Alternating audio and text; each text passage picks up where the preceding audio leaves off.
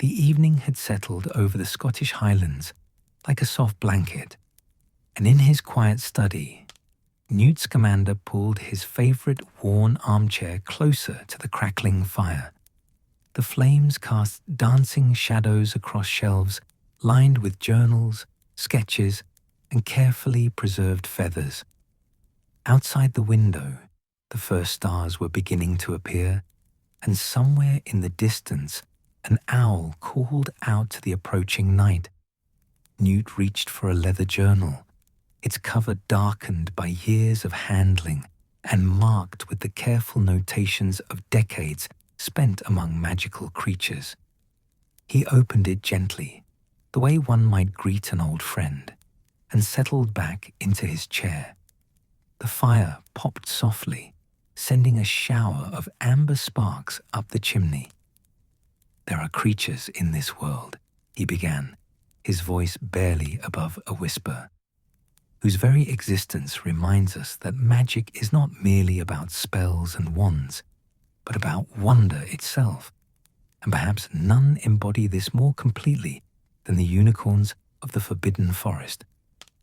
The pages before him held sketches of silvery forms beneath trees, notes written in his younger hand about moonlit encounters and patient observations.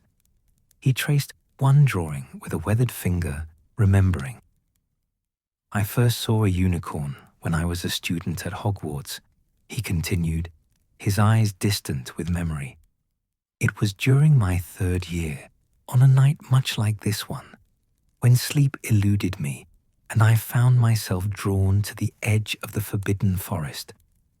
The castle had grown quiet, even the portraits were dozing in their frames, and the usual clanking of the suits of armor had stilled. There was something about that particular silence that made me pull on my coat and venture out across the grounds. The Forbidden Forest stood at the edge of Hogwarts' expansive grounds, a dark boundary between the known world of the castle and the wilder magic beyond. During the day, it could seem foreboding, its ancient trees casting long shadows across the grass. But at night, Newt had discovered, it transformed into something else entirely, a place where the older magic stirred and creatures that shunned daylight emerged to claim their realm. "I didn't venture far," Newt said, a small smile touching his lips. "I was cautious even then, though perhaps not cautious enough by some standards. I simply stood at the forest's edge, where the last bit of wandlight from the castle windows could still reach me. And that's when I saw her. The unicorn had emerged from between 2 ancient oaks, her coat gleaming like captured moonlight. She moved with a grace that seemed impossible for any earthly creature, each step deliberate and soundless despite the carpet of fallen leaves beneath her hooves. Her horn caught the starlight and transformed it into something purer, a soft pearlescent glow that seemed to emanate from within, rather than merely reflect what shone upon it. She was alone, Newt said softly, which I later learned is unusual for that time of evening. Unicorns are deeply social creatures, you see, particularly the mares. But this one had separated from her herd for a reason that became clear as I watched. She approached a small pool, little more than a depression in the earth where rainwater had gathered, and lowered her head to drink. The image in his journal showed this exact scene, the unicorn at the water's edge, her reflection perfect in the still surface, creating the illusion of 2 magical creatures where only one stood. Newt had spent years perfecting that sketch, trying to capture not just the unicorn's appearance, but the feeling of that moment, the hush that seemed to fall over the entire forest, as if even the trees were holding their breath. "Unicorns require very pure water," Newt explained, settling deeper into his chair as the fire warmed his feet. They can sense impurities that no magical detection spell could find. This is why they're often found near natural springs or these small, clean pools fed by rain. They prefer to drink at twilight or in the hours just after sunset, when the water has cooled from the day's warmth but hasn't yet taken on the chill of deep night. In the Forbidden Forest, there were perhaps a dozen such drinking spots, each one maintained by the unicorn's presence. Where they drank regularly, the water remained clear year-round, and small flowers, wood anemones and wild violets, grew in abundance around the edges. It was as if the unicorn's magic seeped into the earth itself, encouraging life and purity. After drinking, the unicorn I observed that night did something I've never forgotten, Newt said, his voice taking on an even gentler quality. She turned her head, and I could have sworn she looked directly at me, though I stood in shadow. Her eyes, they were the darkest blue, like the sky just after sunset, seemed to hold an understanding that went beyond mere animal awareness. And then, with what I can only describe as a small nod, she turned and disappeared back into the forest. That encounter had sparked a lifelong fascination. Over the years, Newt had returned to the Forbidden Forest countless times, always with respect, always maintaining the proper distance. He had learned the rhythms of the unicorn herds, understood their seasonal movements, and witnessed their most private moments, though always as an observer, never as an intruder. Unicorns live in small family groups, he continued, turning to a page filled with more sketches. A mare with her foal, a small group of young adults, an ancient stallion standing guard. Usually between 5 and 8 individuals, though I've observed herds as small as 3 and as large as 12. They maintain territories within the forest, areas they know intimately, and patrol regularly. But these territories overlap, and unicorns from different herds interact peacefully. There's none of the rivalry you might see in mundane horses, or even in hippogriffs. Unicorns seem to exist beyond such earthly concerns. The hierarchy within a herd was subtle but present. The oldest mare typically led, her experience guiding the group to the best grazing areas, the safest resting spots, and away from dangers both magical and mundane. The stallions, fewer in number, moved between herds, ensuring the continuation of bloodlines while never dominating or controlling. It was a society built on mutual respect and an almost telepathic understanding of one another's needs. As evening deepens into true night, Newt said, his words falling into the rhythm of a storyteller who has told this tale many times before. The unicorns begin their preparations for rest. This is not a sudden thing, you understand. They don't simply lie down when darkness falls. No, there's a ritual to it, beautiful in its consistency. First came the grooming. Unicorns were meticulous about their appearance, not from vanity, but from an innate understanding that their physical condition reflected their magical health. They would use their horns to gently scratch places they couldn't reach with their hooves, helping each other in a display of herd bonding that reinforced their social connections. Foals, still awkward with their small horns, would lean against their mothers, who patiently attended to their coats until the young ones gleamed like polished silver. The foals are born in spring, Newt said, finding a page with sketches of newborns.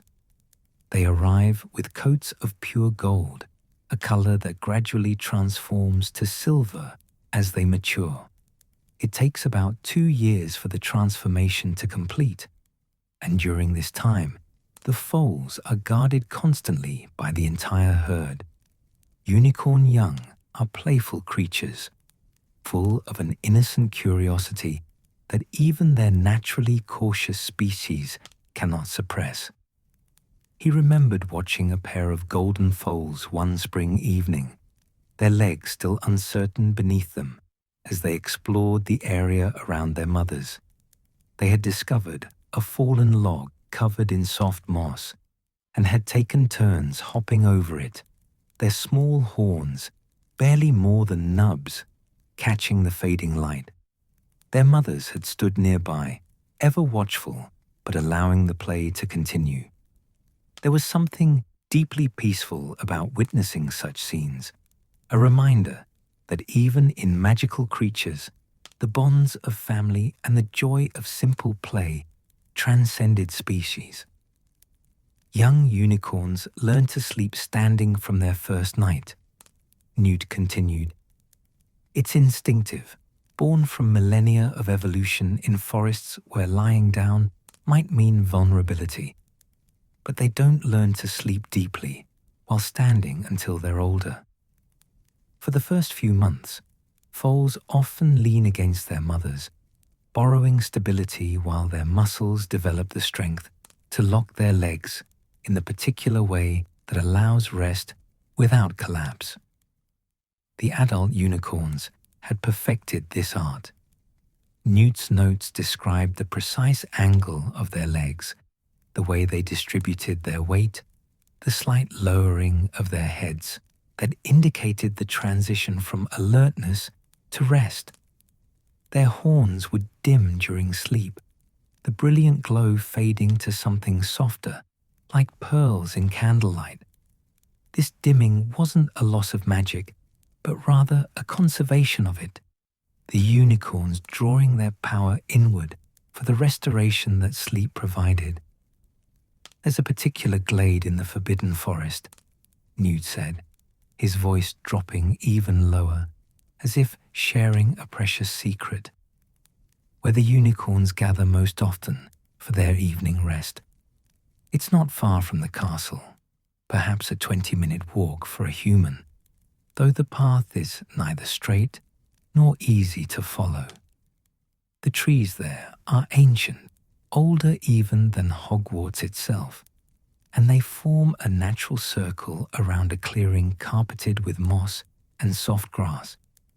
In this glade, the unicorns had worn paths through years of habitual use. The grass grew in patterns that spoke of countless hooves passing over the same ground, and the trees bore the subtle marks of horns brushed against bark during moments of contentment. A small stream ran along one edge, its water so clear that it seemed almost invisible, revealed only by its quiet burbling and the way starlight danced across its surface. On clear nights, Newt said, when the moon is full or nearly so, the glade becomes something out of a dream. The moonlight filters through the canopy in silver beams, and when the unicorns gather, they seem to glow from within.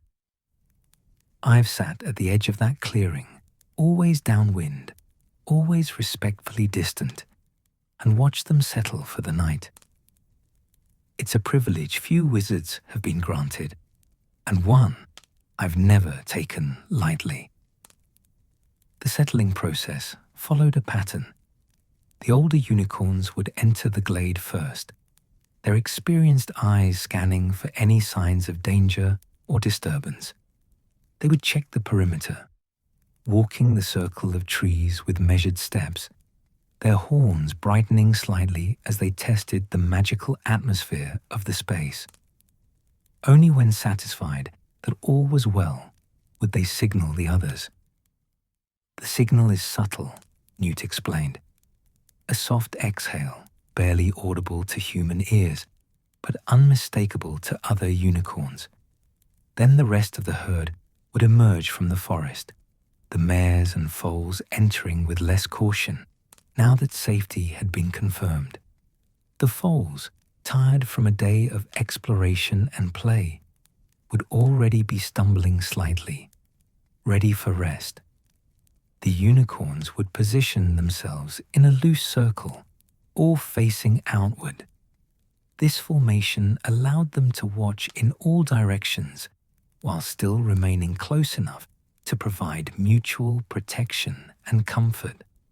The foals would settle in the center, granted the safest position, with the adults forming a living barrier against any threat that might emerge from the darkness beyond the glade. I've observed that unicorns appear to dream, Newt said, a note of wonder still present in his voice despite decades of study. Their ears will twitch, following sounds that exist only in their sleeping minds. Sometimes a hoof will paw gently at the ground, acting out some dream run through fields of starlight. The foals are especially active in their sleep, their small bodies jerking with dream movements that suggest they're rehearsing the skills they've practiced during the day. The temperature in the glade would drop as night deepened, and Newt had noticed how the unicorns would shift slightly, moving imperceptibly closer to one another. It was never dramatic. They maintained their vigilant spacing, but the gaps would narrow just enough that body heat could be shared. The foals, pressed against their mother's sides, would emanate tiny clouds of breath that caught the moonlight like miniature silver clouds. There's a magic to their presence, Newt said softly, that goes beyond their individual power. Collectively, when unicorns rest in a place, they leave a blessing upon it. Plants grow more vigorously. The air itself seems cleaner, sweeter, and any creature fortunate enough to witness their rest finds their own mind settling into a similar peace. He had felt it himself on those long-ago nights at the forest's edge, the way his racing thoughts would slow, the worries of student life fading into insignificance. The unicorn's calm became his calm, their peace his peace. It was a gift they gave without knowing, or perhaps with full knowledge. Newt had never been entirely certain which. As the night progresses, he continued, the unicorns enter their deepest sleep during the hours just past midnight. The forest grows quiet around them, as if all other creatures recognize the need to respect this rest. Even the normally raucous bough truckles settle in their trees, and the centaurs, who often roam the forest at night, give the unicorn glades a wide berth. During these hours, the unicorns would sometimes vocalize in their sleep, soft whickers and gentle neighs that seemed to communicate contentment. The sounds would ripple through the herd, one unicorn responding drowsily to another, reinforcing the bonds that held them together. It was a conversation of sorts, conducted in the language of dreams, affirming that all was well and all was safe. Toward dawn, Newt said, as the sky begins its slow transformation from black to grey, the unicorns start to wake. It happens gradually, one or two adults stirring first, their horns brightening as consciousness returns. They'll stand quietly for a moment, testing the morning air, ensuring that the night has passed without incident. Only then will they move, and even that movement is unhurried. The morning ritual was gentler than the evening one. The unicorns would stretch, their powerful muscles rippling beneath silver coats. They would touch horns with their herd mates in greeting, a gesture that seemed to say, "We made it through another night together." The foals, always the last to wake, would blink sleepily and struggle to their feet, still wobbly from sleep, requiring a moment to remember how their legs worked. Before leaving the glade, the unicorns will drink once more from the stream, Newt explained. fresh water to start the day, just as they sought it at the day's end. Then, as the first light begins to filter through the trees, they'll disappear into the forest, moving to their daytime grazing areas or to the deeper woods where they rest in dappled shade until the cycle begins again. Newt closed his journal gently, his hand resting on its cover. The fire had burned down to glowing embers, painting the room in shades of orange and amber. Outside, the night had deepened, and the stars were fully visible now, brilliant points in the vast darkness. "I've spent a lifetime studying magical creatures," he said quietly, "and I've learned that each one has something to teach us. From unicorns, I learned about grace, not just physical grace, though they possess that in abundance, but grace of spirit. They exist in a state of perpetual gentleness, choosing peace over aggression, purity over corruption. They remind us that strength need not be harsh, that power can be wielded with kindness." He gazed into the embers, seeing in their glow the silver forms of unicorns in moonlit glades, the golden flash of foals at play, the serene beauty of creatures at rest. So tonight, as you settle into your own rest, perhaps you might think of those unicorns in the forbidden forest. Imagine them in their glade, standing in their peaceful circle, their horns dimmed to pearl softness, their breathing slow and steady. Picture the foals safe in the center, the ancient trees standing guard, the stream singing its quiet song. Let their peace become your peace. Let their calm settle over you like moonlight. The fire whispered its agreement, and Newt smiled.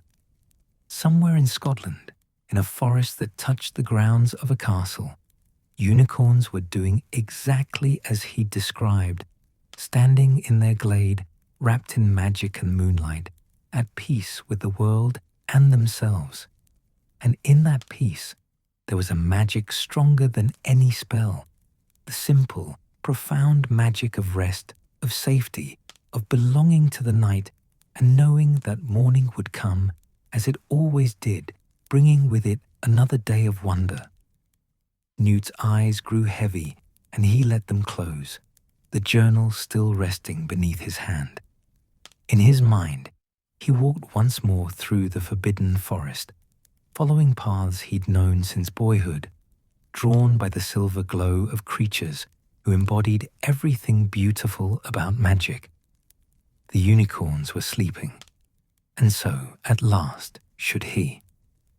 The morning after, speaking of unicorns, Newt Scamander found himself thinking about creatures of an entirely different temperament. He settled once more into his armchair, this time with a cup of tea steaming gently on the small table beside him. The afternoon light filtered through his study windows, casting warm patterns across the floor, and he couldn't help but smile as he reached for a different journal, one whose pages were more crinkled than the others, as if it had survived several unexpected adventures.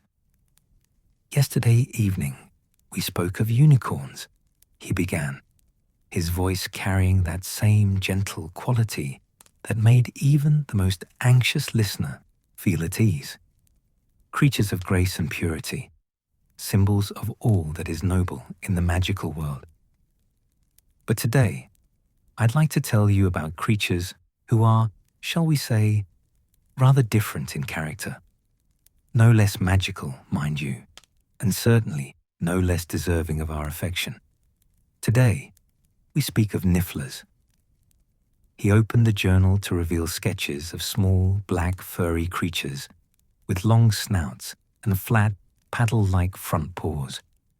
The drawings showed them in various poses, digging enthusiastically, clutching shiny objects to their chests, peering out from burrows with bright, mischievous eyes.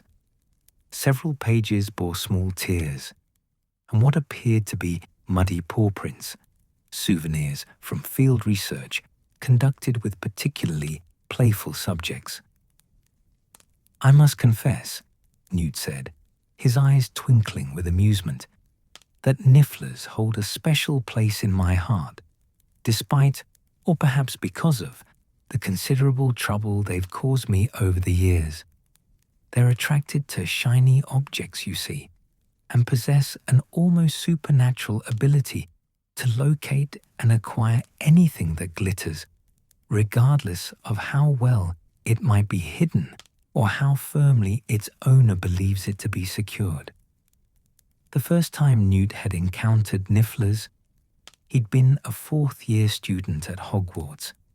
It was autumn, and the grounds had been covered in fallen leaves that crunched satisfyingly underfoot.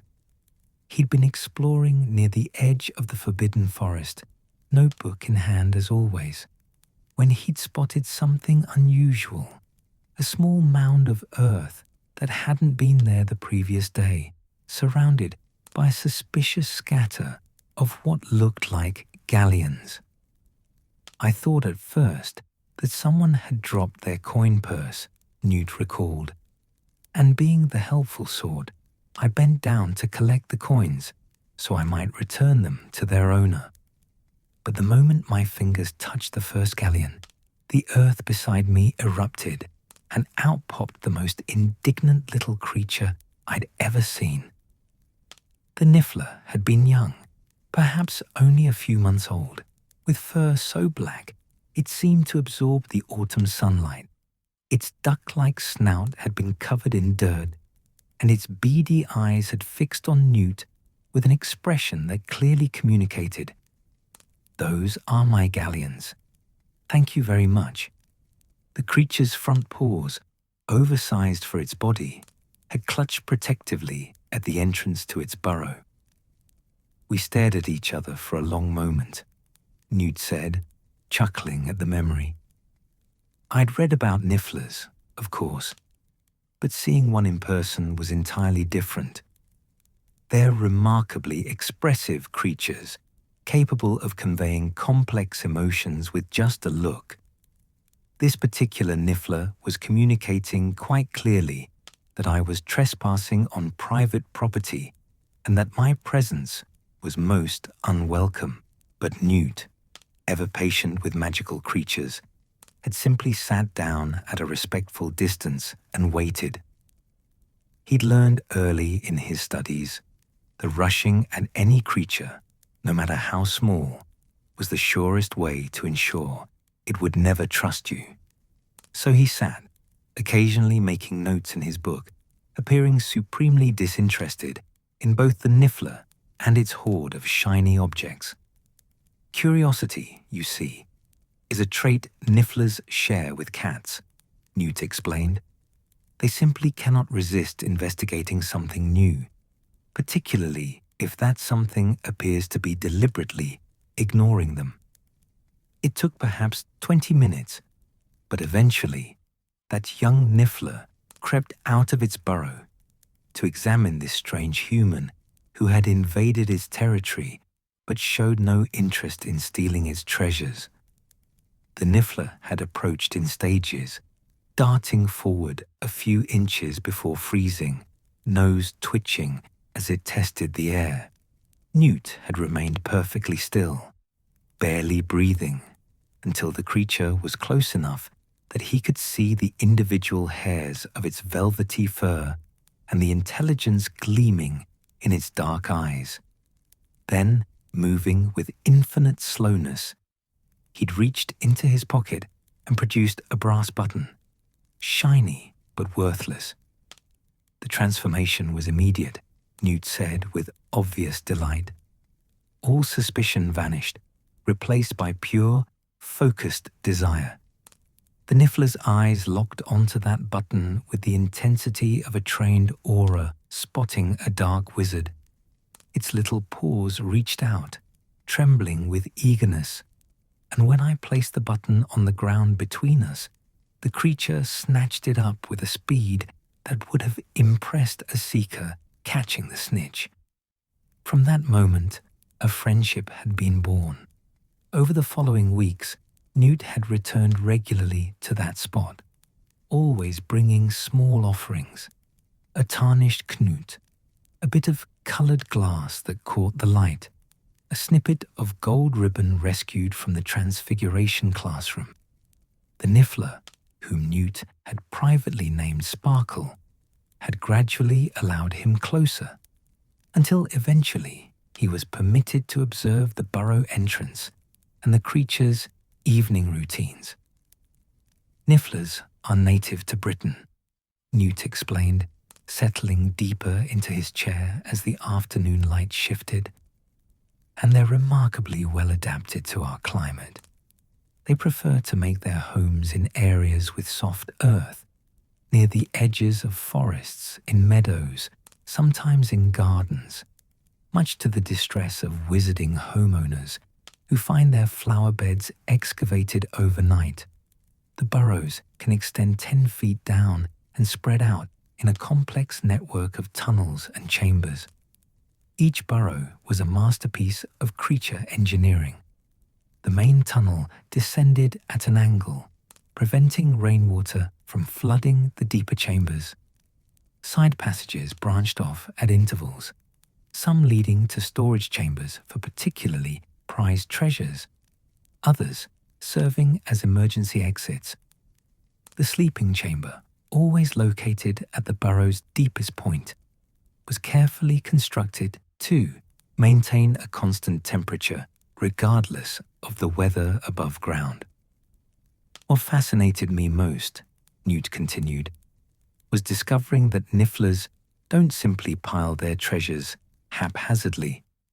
Oh no, they're quite particular about organization. Each shiny object has its place, sorted according to criteria that make perfect sense to the niffler, if not always to human observers. He'd spent hours watching Sparkle arrange and rearrange the collection. Coins were grouped by size, not value. A galleon held no more appeal than a muggle penny if they were of similar dimensions. Buttons were organized by color. Bits of jewelry were categorized by the number of sparkly stones they contained. The system was elaborate and, in its own way, perfectly logical. As evening approaches, Newt said, his voice taking on the storytelling rhythm his listeners found so soothing, nifflers begin to wind down from their day's activities. If they've been out foraging, which usually means creating minor chaos wherever valuables are stored, they'll return to their burrows with the day's acquisitions clutched firmly in their pouches. The pouch was perhaps the most remarkable aspect of niffler anatomy. Located on the creature's belly, it seemed impossibly large for the niffler's small body. Newt had once watched Sparkle extract 17 sickles, a pocket watch, 3 brass buttons, a silver thimble, and a complete tea set, albeit a miniature one, from a pouch that from the outside appeared no larger than a knut. The magic that allowed this was ancient and instinctive, beyond even a niffler's conscious control. The first task upon returning home is securing the day's treasures, Newt explained. This is done with great ceremony. The niffler will carry each item to its designated chamber, placing it precisely in its proper location. A coin that's even slightly out of alignment will be adjusted repeatedly until it sits at exactly the right angle. This process can take considerable time, particularly if the day's hunt was successful. Newt had observed that nifflers seemed to derive genuine pleasure from this organizational ritual. They would pause frequently to admire their collections, turning objects this way and that to catch the light filtering down from the burrow entrance. Sometimes they would pick up an old favorite, a particularly shiny galleon or a piece of glass worn smooth by handling, and simply hold it for a moment, as if renewing their appreciation for its beauty. Once the treasures are properly stored, Newt continued. The niffler's attention turns to preparing the sleeping chamber. Despite their reputation for creating disorder wherever they go, nifflers are remarkably fastidious about their personal spaces. The sleeping chamber must be just so. The chamber itself was roughly circular, about 2 feet in diameter for an adult niffler. The walls were packed smooth and firm, preventing cave-ins, but maintaining enough give to provide comfort. The floor was where the real artistry came in. Nifflers lined their sleeping areas with the softest materials they could find: dried grass, moss, feathers, and, if they could acquire it, fabric of any kind. I once knew a niffler who had somehow obtained a silk handkerchief, Newt said with a smile. That handkerchief became the centerpiece of her sleeping chamber, carefully spread across the floor and smoothed of any wrinkles. She would circle it 3 times before lying down, as if it were a precious bed fit for royalty, which I suppose in her mind it was. Sparkle had been less fortunate in furnishing materials, at least initially, but Newt, recognizing the creature's needs, had begun leaving small offerings of soft cloth near the burrow entrance. An old woolen scarf, torn into niffler-sized pieces, cotton fabric from a worn-out pillowcase, a square of velvet rescued from the Hogwarts house elves, who had been using it to polish silver and were happy to pass it along when Newt explained his purpose. The transformation of Sparkle's sleeping chamber was something to behold, Newt recalled warmly. Within a fortnight, it had gone from a simple dirt hollow to a cozy nest lined with layers of fabric in various textures and colors. Sparkle would burrow into these layers, disappearing almost completely beneath them, with only the tip of that twitching snout visible. But before settling in for sleep, nifflers engaged in what Newt had come to think of as their evening grooming ritual.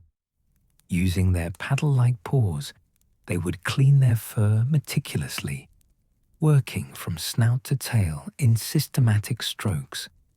Any dirt acquired during the day's digging was carefully removed. Their duck-bill snouts received particular attention. Nifflers would rub them against the smooth walls of their burrows, polishing away any residue. They're quite vain creatures, actually, Newt noted with affection. A niffler with dirty fur or a smudged snout is an unhappy niffler indeed. I've seen them spend upwards of an hour on grooming alone, ensuring that every hair is in place before they'll even consider sleeping. Young nifflers, still living with their mothers, participated in mutual grooming sessions that strengthened family bonds. Newt had been privileged to observe these during a spring when Sparkle had given birth to a litter of 4. The babies, no larger than walnuts when born, had grown rapidly on their mother's rich milk and had soon developed their characteristic enthusiasm for shiny objects. Baby nifflers are possibly the most endearing creatures in existence, Newt said, his voice soft with remembered affection. They're born with their eyes closed, tiny pink things that look more like moles than the sleek creatures they'll become. Their pouches are present but non-functional at first, developing properly only after several weeks. Until then, they rely entirely on their mother. He'd watched those 4 youngsters develop from helpless infants into miniature versions of their mother, each with a distinct personality. One had been bold, always the first to explore new tunnels. Another had been cautious, peering nervously around corners before venturing forward. A third had shown an early and pronounced obsession with anything copper-colored, rejecting other shiny objects in favor of pennies and brass fittings. The fourth had been the smallest, content to stay close to Sparkle and squeak indignantly if separated for even a moment. Evening in a niffler burrow with young is a symphony of small sounds, Newt described. The babies would chirp and squeak, communicating their needs, hunger, discomfort, a desire to play just a bit longer before sleep. Sparkle would respond with deeper churring sounds, reassuring and gently corrective. The soft rustle of fabric being arranged and rearranged. The occasional clink of a coin being adjusted in a nearby treasure chamber. It was chaotic, certainly, but there was a rhythm to it, a pattern that spoke of family and home. As twilight deepened into true evening, the energy in the burrow would gradually settle. The young nifflers, exhausted from a day of exploration and play, would begin to slow down.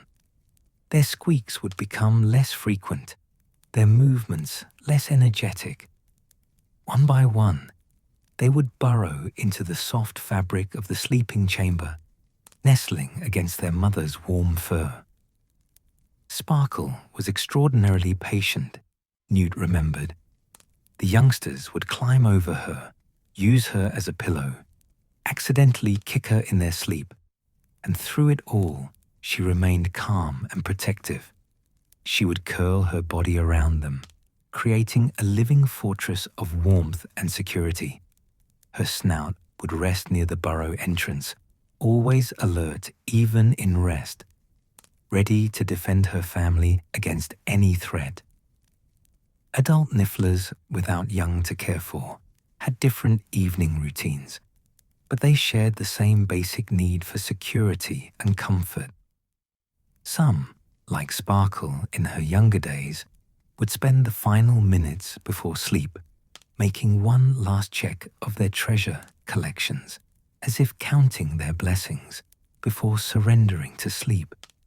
Others would engage in what appeared to be planning for the next day's foraging, their bright eyes darting about as if envisioning the shiny objects they might acquire. There's a particular expression nifflers get when they're truly content, Newt said thoughtfully. Their eyes, usually so bright and alert, take on a softer quality. Their bodies relax completely, all the tension of the day's adventures melting away. The paws, normally so restless and active, curl gently beneath their chins or rest peacefully at their sides, and they make the most wonderful sound, a soft, rhythmic churring, almost like a purr, that vibrates through their entire bodies. This churring was especially pronounced when multiple nifflers shared a burrow system, as sometimes happened with family groups that remained together into adulthood. The sounds would harmonize, creating a gentle chorus that seemed to say, "We are here, we are together, we are safe." It was a lullaby of sorts, sung not with words or melody, but with the simple contentment of creatures at peace. I've spent many evenings sitting quietly above ground, near burrow entrances, simply listening to these sounds, Newt confessed. To the untrained ear, they might seem like mere animal noises, meaningless and mundane. But to someone who has taken the time to know these creatures, to understand their language and their ways, each chirr and chirp carries meaning. This one is satisfaction with the day's treasure haul. That one is a young niffler dreaming of copper pennies. Another is a mother's reassurance to her restless baby. The temperature underground remained remarkably stable, another testament to the niffler's instinctive engineering skills. Even on the coldest winter nights, when frost covered the Hogwarts grounds and ice formed on the Black Lake, the deepest chambers of a niffler burrow stayed comfortably warm. The earth itself provided insulation and the niffler's body heat, trapped by the layers of fabric and soft materials, created a cozy microclimate perfect for rest.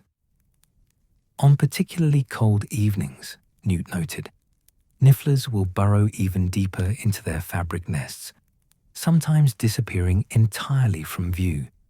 They become small, warm bundles of contentment, barely visible bumps beneath layers of cloth and soft materials.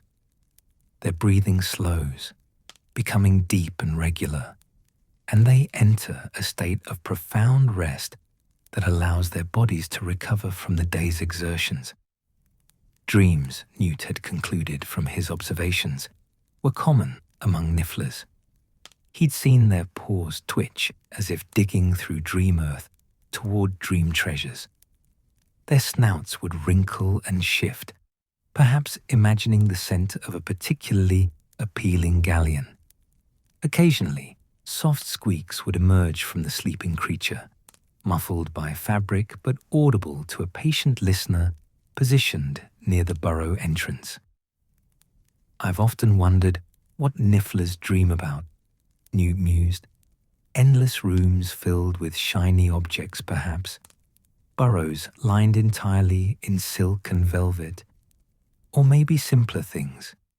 The satisfaction of a perfectly organized treasure chamber, the warmth of family, the security of being deep underground with soft fabric beneath and above them. Whatever their dreams, they seem pleasant ones. I've never seen a niffler have a nightmare, never witnessed the distressed movements that would indicate troubled sleep." The relationship between nifflers and sleep was, in many ways, the opposite of their relationship with waking hours. During the day, they were chaos incarnate, digging, searching, acquiring, creating havoc wherever valuables were stored. But at night, in their burrows, they embodied peace, the restless energy that drove them to excavate entire gardens in search of a single silver button simply evaporated, replaced by a calm that was almost meditative. "There's a lesson in that, I think," Newt said quietly. "Nifflers remind us that it's possible to be energetic and peaceful, active and restful, depending on what the moment requires. They throw themselves wholly into their treasure-seeking during appropriate hours, but when evening comes, they're equally capable of letting it all go and surrendering to rest. They don't carry the day's excitement into the night. They don't lie awake worrying about tomorrow's foraging opportunities. They simply sleep." As Newt's own students years later would learn, this ability to transition completely from activity to rest was one of the niffler's most admirable traits. In a world where wizards and witches often carried their stress and worry into their sleeping hours, where minds raced with thoughts of unfinished tasks and future concerns, the niffler's approach held wisdom worth considering. "Before I close this chapter on our niffler friends," Newt said, his voice taking on an even gentler quality, "I want to share one more memory. It was late in my 7th year at Hogwarts, just before I was due to leave the school forever. I'd visited Sparkle's burrow one final time, bringing a particularly nice brass button as a farewell gift. Sparkle had accepted the button with her usual enthusiasm, examining it from every angle before adding it to her collection. But then, in an unprecedented gesture, she'd returned to the burrow entrance where Newt sat and had simply looked at him. No demands for more treasures, no mischievous attempts to investigate his pockets for hidden, shiny objects. Just a long, quiet look that seemed to acknowledge their friendship and the many evenings they'd shared. She chittered once, softly, Newt remembered, and then retreated into her burrow. I heard her settling in for the evening, the familiar sounds of fabric being arranged and treasures being admired one last time.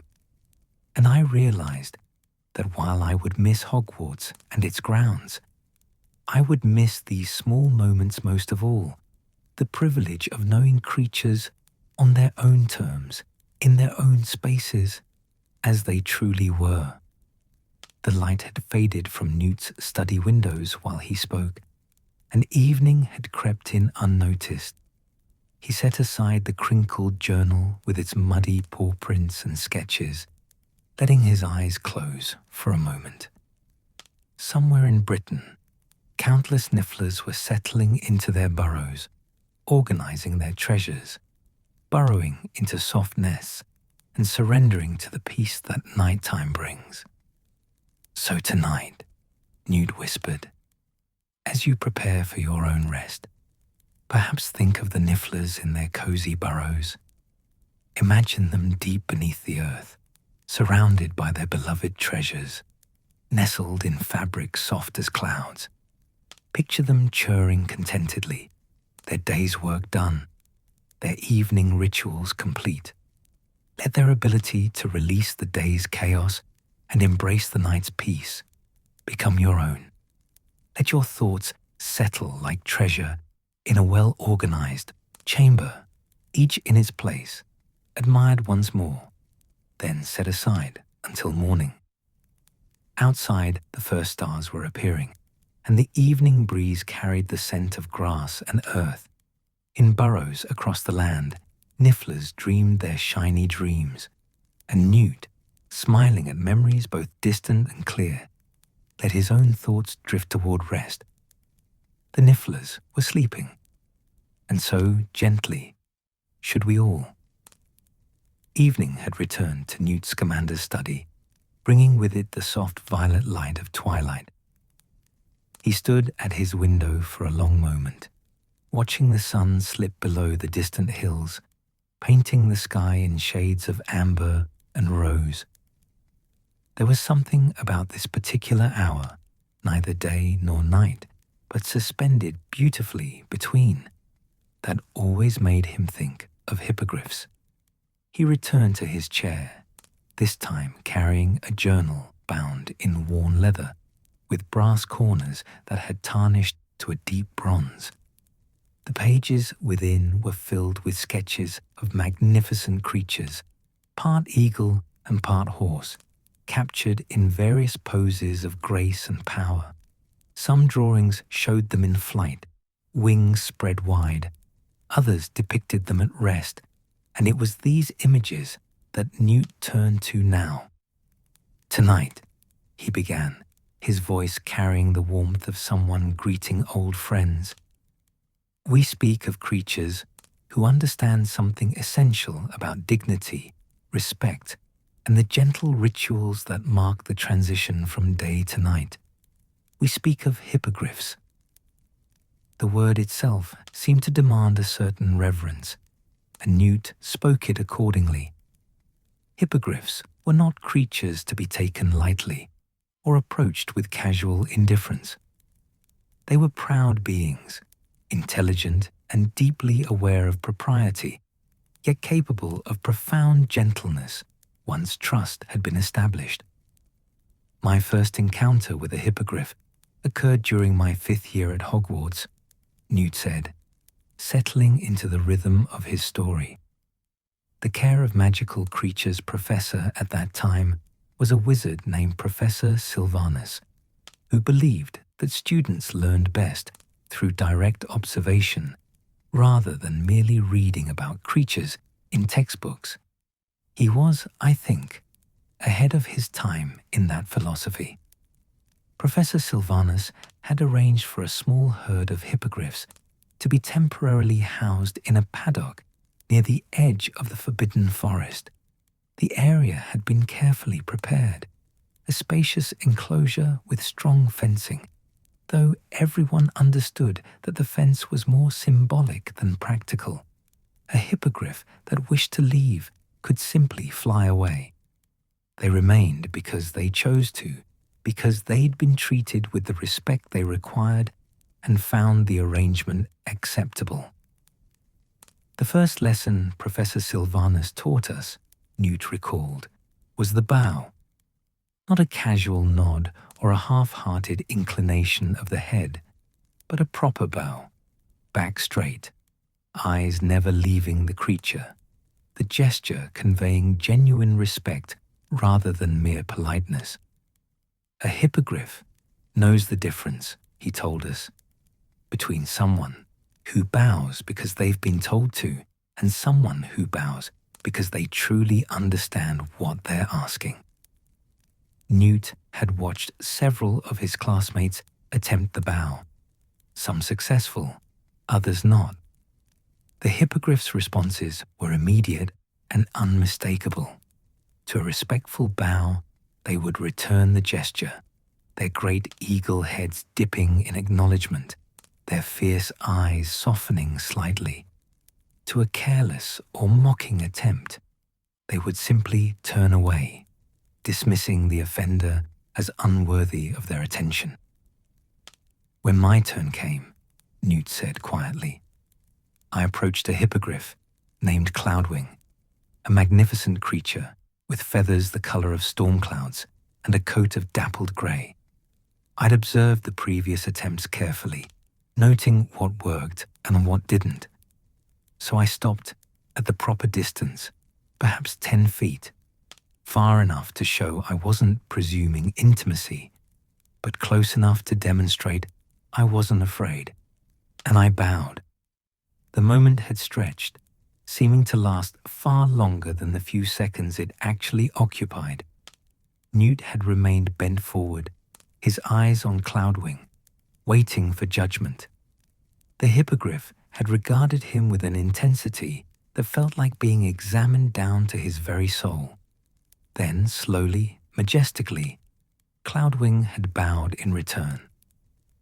The feeling of being accepted by a hippogriff, Newt said, a note of wonder still present in his voice decades later, is difficult to describe. It's not merely that they permit your presence, it's that they've deemed you worthy of acknowledgement. You've been recognized as someone who understands respect, hierarchy, and the importance of proper behavior. It's quite humbling, actually. From that day forward, Newt had spent every free moment near the paddock, observing the hippogriff's behaviors, learning their individual personalities, documenting their routines. What fascinated him most was the evening ritual, the way these proud, powerful creatures prepared for night's arrival. Hippogriffs are not nocturnal, Newt explained, nor are they strictly diurnal. They exist comfortably in both realms, but they have preferences. They prefer the transition times, dawn and dusk, when the world is transforming from one state to another. These liminal hours seem to suit their dual nature, their existence as creatures both of earth and sky. As evening approached, hippogriffs would begin to gather at the highest point of their territory. Near Hogwarts, this was a gentle hill that rose above the paddock, offering an unobstructed view of both the castle and the forbidden forest beyond. It was here, Newt had discovered, that the evening ritual took place. The gathering itself follows a pattern, Newt said, opening his journal to a page covered in detailed observations. The eldest hippogriff arrives first, claiming the prime position at the hill's summit. This is not about dominance in an aggressive sense, but about social hierarchy. The eldest has earned their position through years of wisdom and experience, and the others respect this. He'd watched this process countless times, noting how the other hippogriffs would arrive in order of age and status, each taking their customary position on the hillside. There was never conflict over placement. Every hippogriff seemed to know exactly where they belonged, and disputes simply didn't arise. It was a society built on mutual understanding and respect for tradition. Once assembled, Newt continued, the hippogriffs begin their preening. This is done with extraordinary care and takes considerable time. The eagle portions of their bodies, the head, wings, and front legs, are covered in feathers that require meticulous maintenance. Each feather must be examined, cleaned, and smoothed. A hippogriff's beak was perfectly designed for this task, sharp enough to remove any debris, yet capable of surprising delicacy. They would start at the shoulder, working methodically through each wing feather, examining them for damage or disorder. Primary feathers, those crucial for flight, received special attention. A hippogriff would run each one through its beak multiple times, ensuring proper alignment and removing any dirt or parasites. The sound of this preening, Newt said softly, is quite distinctive. The rustle of feathers being manipulated, the occasional sharp snap of a beak closing, the soft huffing breaths as the hippogriff concentrates on its work. It's a sound that speaks of patience and self-care, of taking the time to maintain oneself properly before rest. The horse portions of their bodies received equal attention, though the method differed. Hippogriffs would use their back legs to scratch areas they could reach, their movements precise and efficient. For places they couldn't reach along the spine, the base of the tail, they would engage in mutual grooming, a practice that served both practical and social purposes. I observed that pairs would form for this mutual grooming, Newt noted, and they weren't random pairings. The same hippogriffs would groom each other evening after evening, suggesting bonds of friendship or family. They would stand head to tail, each attending to the areas the other couldn't reach, their movements gentle despite their strength. Young hippogriffs, still learning the intricacies of proper grooming, would often be assisted by their elders. Newt had watched mothers meticulously preen their offspring, teaching through demonstration the proper technique for each type of feather. The young ones would submit to this attention with varying degrees of patience, some standing quietly, others fidgeting and eager to play instead of groom. There was one youngster, Newt recalled with a smile, whom I called Russet for the reddish tone of his coat. He was perhaps 6 months old, at that age where energy seems boundless and attention spans are measured in seconds. His mother would be attempting to preen his wing feathers, and he would keep turning his head to investigate interesting sounds or movements. She would gently but firmly redirect his attention, a gesture that seemed to say, "This is important. You must learn this." Eventually, even Russet would settle, lulled by the rhythmic attention of his mother's beak through his feathers, the repetitive motion working its calming magic. By the time she finished, he would be drowsy, his fierce young eyes half closed, his body swaying slightly where he stood. After grooming comes the stretching, Newt explained. Hippogriffs are powerful creatures, and their muscles require proper care. Each evening, before settling into their resting positions, they would engage in a series of stretches that seemed almost ritualistic in their consistency. The wing stretches were particularly magnificent to observe. A hippogriff would extend one wing fully, holding it spread for several seconds before folding it back. Then the other wing would receive the same treatment. Sometimes both wings would be extended simultaneously, creating a span that could reach 15 feet or more, the feathers catching the fading light and transforming it into something almost luminous. The effect of multiple hippogriffs all stretching their wings at once, Newt said, his voice filled with remembered awe, was breathtaking. The hillside would seem to fill with great banners of feathers, all those wings extended against the darkening sky. It lasted only a moment before the wings folded again, but that moment felt eternal, a perfect expression of the beauty and power these creatures embodied. Leg stretches followed, each leg lifted and extended, hooves flexing, muscles lengthening. Then the neck would arch and curve, working out any tension accumulated during the day. The tail would swish methodically from side to side. Every part of the body received attention, nothing overlooked or rushed.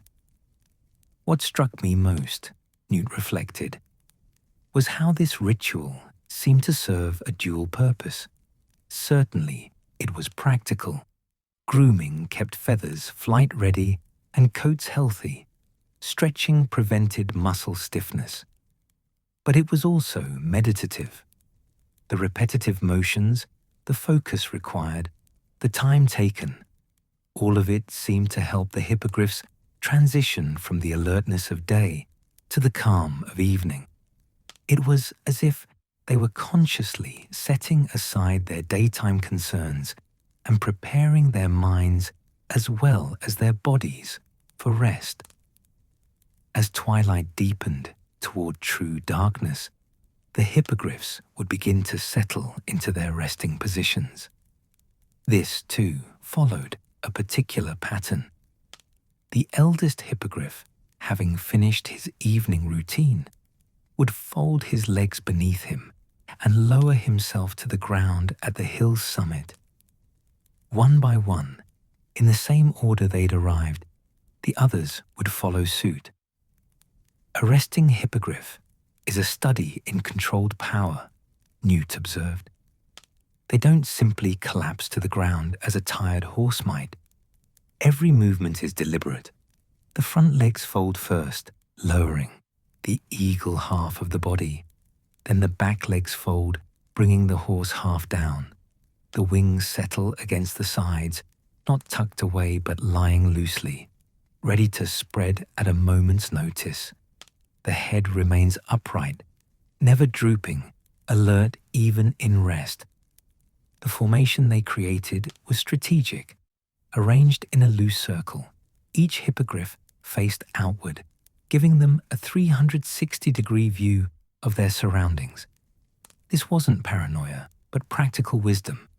Hippogriffs had few natural predators, but they hadn't survived millennia by being careless. Even in rest, they maintained vigilance. The young ones would settle in the center of this circle, Newt noted, granted the safest position, surrounded by adults whose protection they could trust absolutely. Some of the youngsters, like Russet, would resist sleep initially, their heads turning this way and that, still curious about every sound and movement. But gradually, inevitably, even the most energetic young hippogriff would succumb to drowsiness. The sounds of evening would wash over the resting herd, the distant calls of owls beginning their nightly hunts, the rustle of leaves in the forbidden forest, the faint echoes of activity from Hogwarts Castle, voices, footsteps, the occasional spell creating its characteristic sound. The hippogriffs would listen to all of this, cataloguing each noise, determining which were normal and which required investigation. I discovered, through many evenings of observation, Newt said quietly, that hippogriffs are sensitive to the emotional atmosphere around them. On nights when the castle was peaceful, when students were content and staff relaxed, the hippogriffs settled quickly and deeply.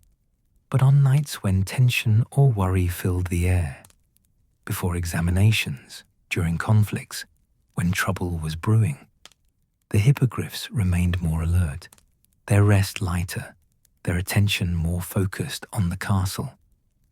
It was as if they considered themselves guardians of sorts, though no one had asked them to assume such a role. They simply observed and remembered and remained ready to respond if the need arose. This was the hippogriff nature, fierce in protection of what they'd accepted, dismissive of what they hadn't, and always aware. The moon held particular significance for the herd, Newt observed, turning to a sketch he'd made of hippogriffs silhouetted against a full moon.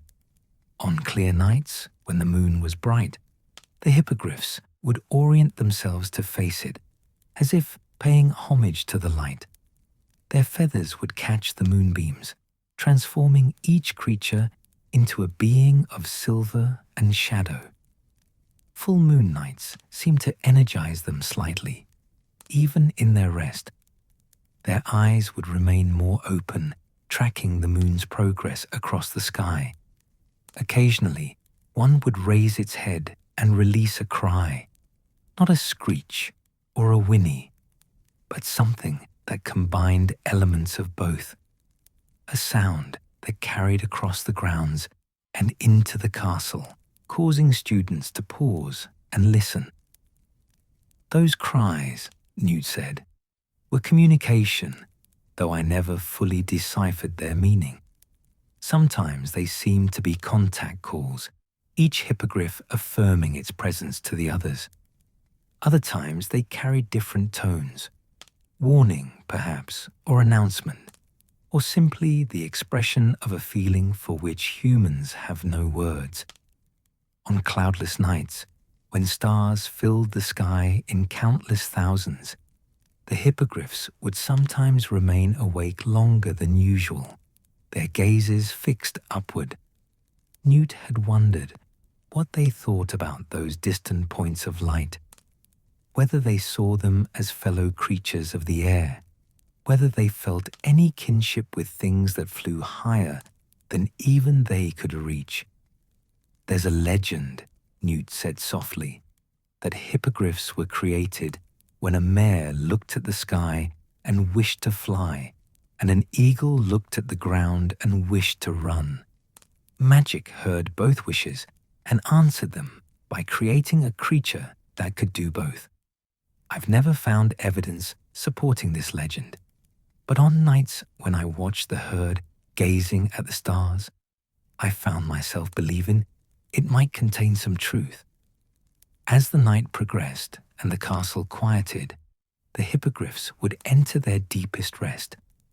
This usually occurred in the hours after midnight, when even the most dedicated students had retired to their dormitories and the professor's lights had been extinguished. The silence of these hours was profound, broken only by natural sounds, wind through grass, the distant hoot of an owl, the soft breathing of sleeping creatures. In this deep rest, Newt explained, the hippogriffs' bodies would relax more fully. Their heads would lower, though never to the point of vulnerability. Their breathing would become slower, deeper, their powerful chests rising and falling in steady rhythm.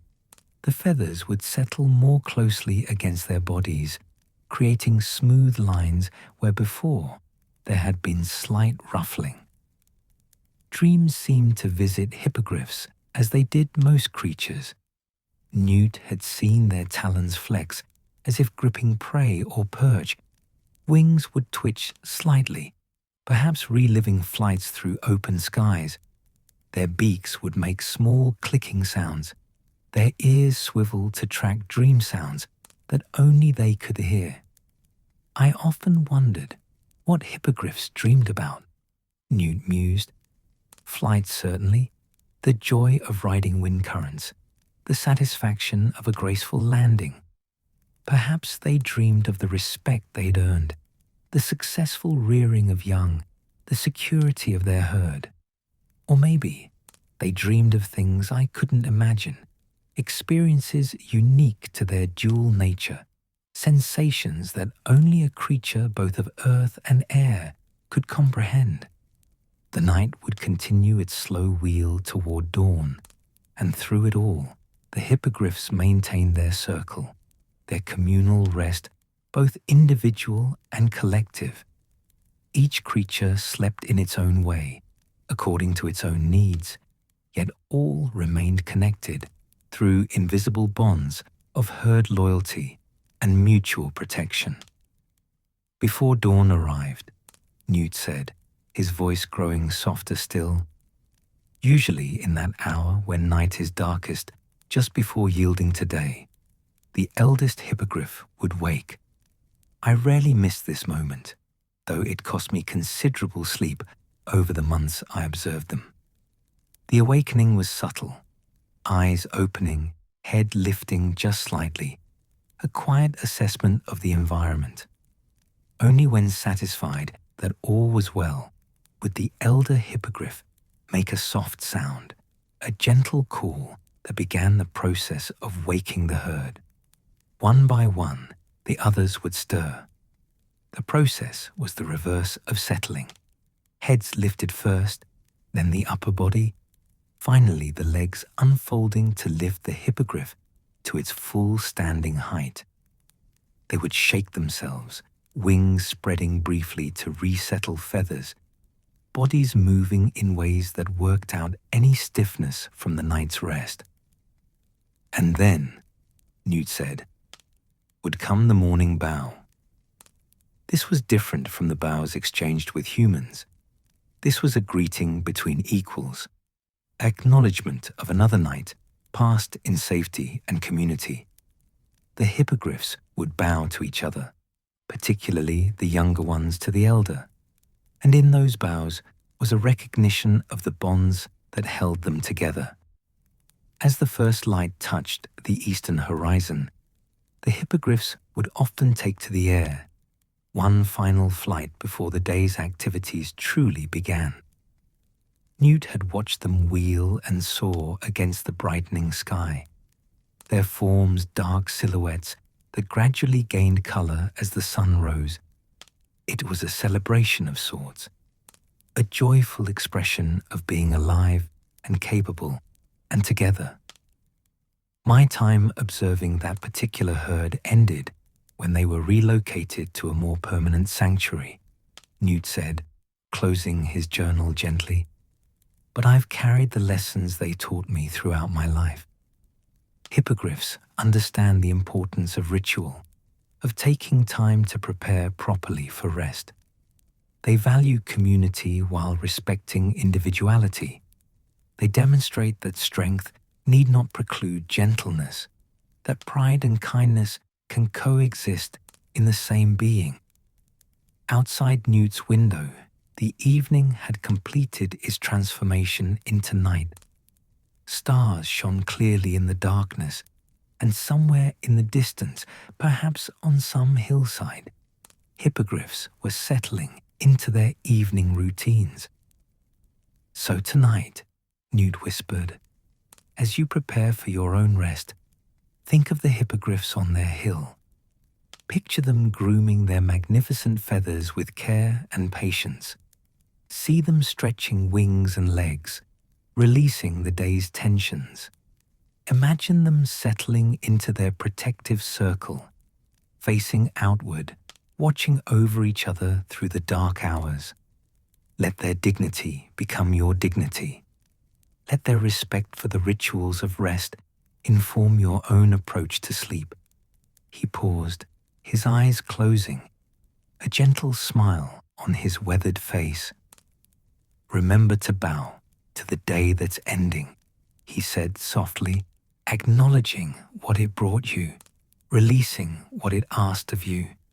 And in that bow, find the permission to let go, to settle, to rest as the hippogriffs rest, with grace, with awareness, with the peaceful confidence of creatures who know they are safe. The fire in his study had burned to embers, casting a warm glow that barely reached the corners of the room. Somewhere, hippogriffs stood vigil under stars, and Newt, surrounded by his journals and memories, let his own rest begin. The hippogriffs were watching over the night, and we, under their distant protection, could sleep in peace. The morning brought a gentle rain to Newt Scamander's study, the kind that whispered against the windows rather than hammering, creating a soothing rhythm that seemed designed for quiet contemplation. Newt stood at the glass, watching droplets trace their wandering paths downward, and found himself thinking of forests. Deep forests where ancient trees stood patient and knowing, their branches home to creatures so small they might be mistaken for twigs themselves. He settled into his chair with a different journal this time, one smaller than the others, bound in bark-textured leather that still carried the faint scent of oak and earth, even after all these years. The pages within were filled with extraordinarily detailed sketches, each drawing requiring close examination to fully appreciate, for the subjects themselves were rarely larger than a human hand.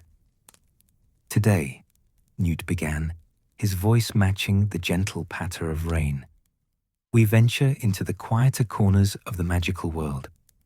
We speak of creatures who live their entire lives in the embrace of a single tree, who measure their existence not in years, but in seasons of growth and leaffall, who understand the language of wood and sap and root. We speak of bowtruckles. The very word seemed to invite whispers rather than proclamation. Bowtruckles were not grand or imposing creatures. They commanded no awe through size or power. Instead, they earned respect through their fierce loyalty, their remarkable camouflage, and their deep, intrinsic connection to the trees they called home. I was 12 when I first knowingly saw a bowtruckle, Newt recalled, a smile touching his face. I say knowingly because I'm quite certain I'd looked at dozens without seeing them. That's rather the point of bowtruckles.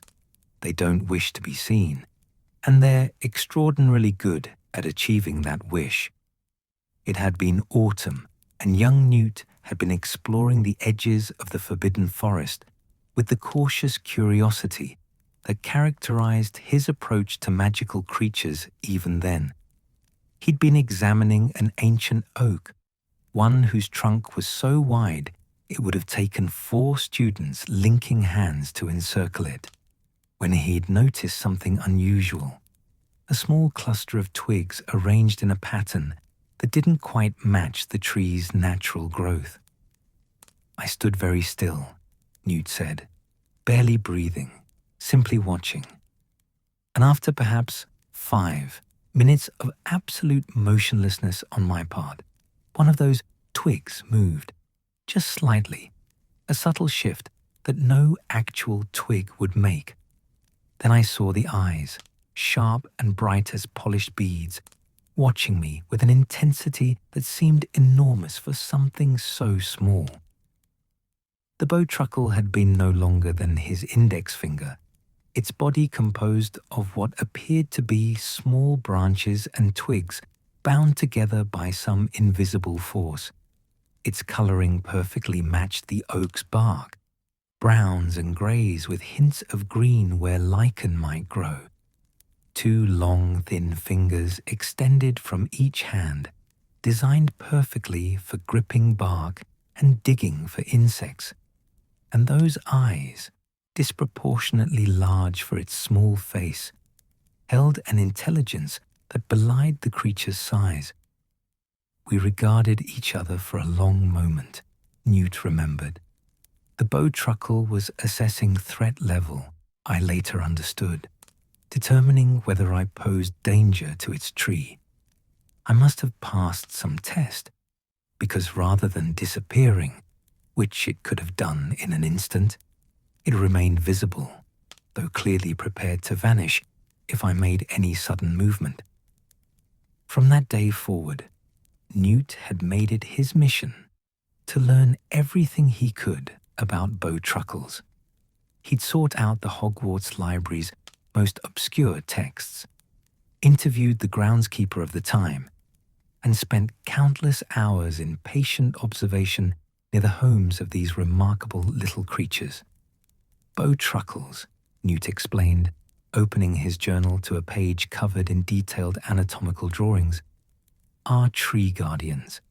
They bond with a single tree, usually a wand-quality tree, oak, ash, or rowan most commonly, and spend their entire lives protecting it.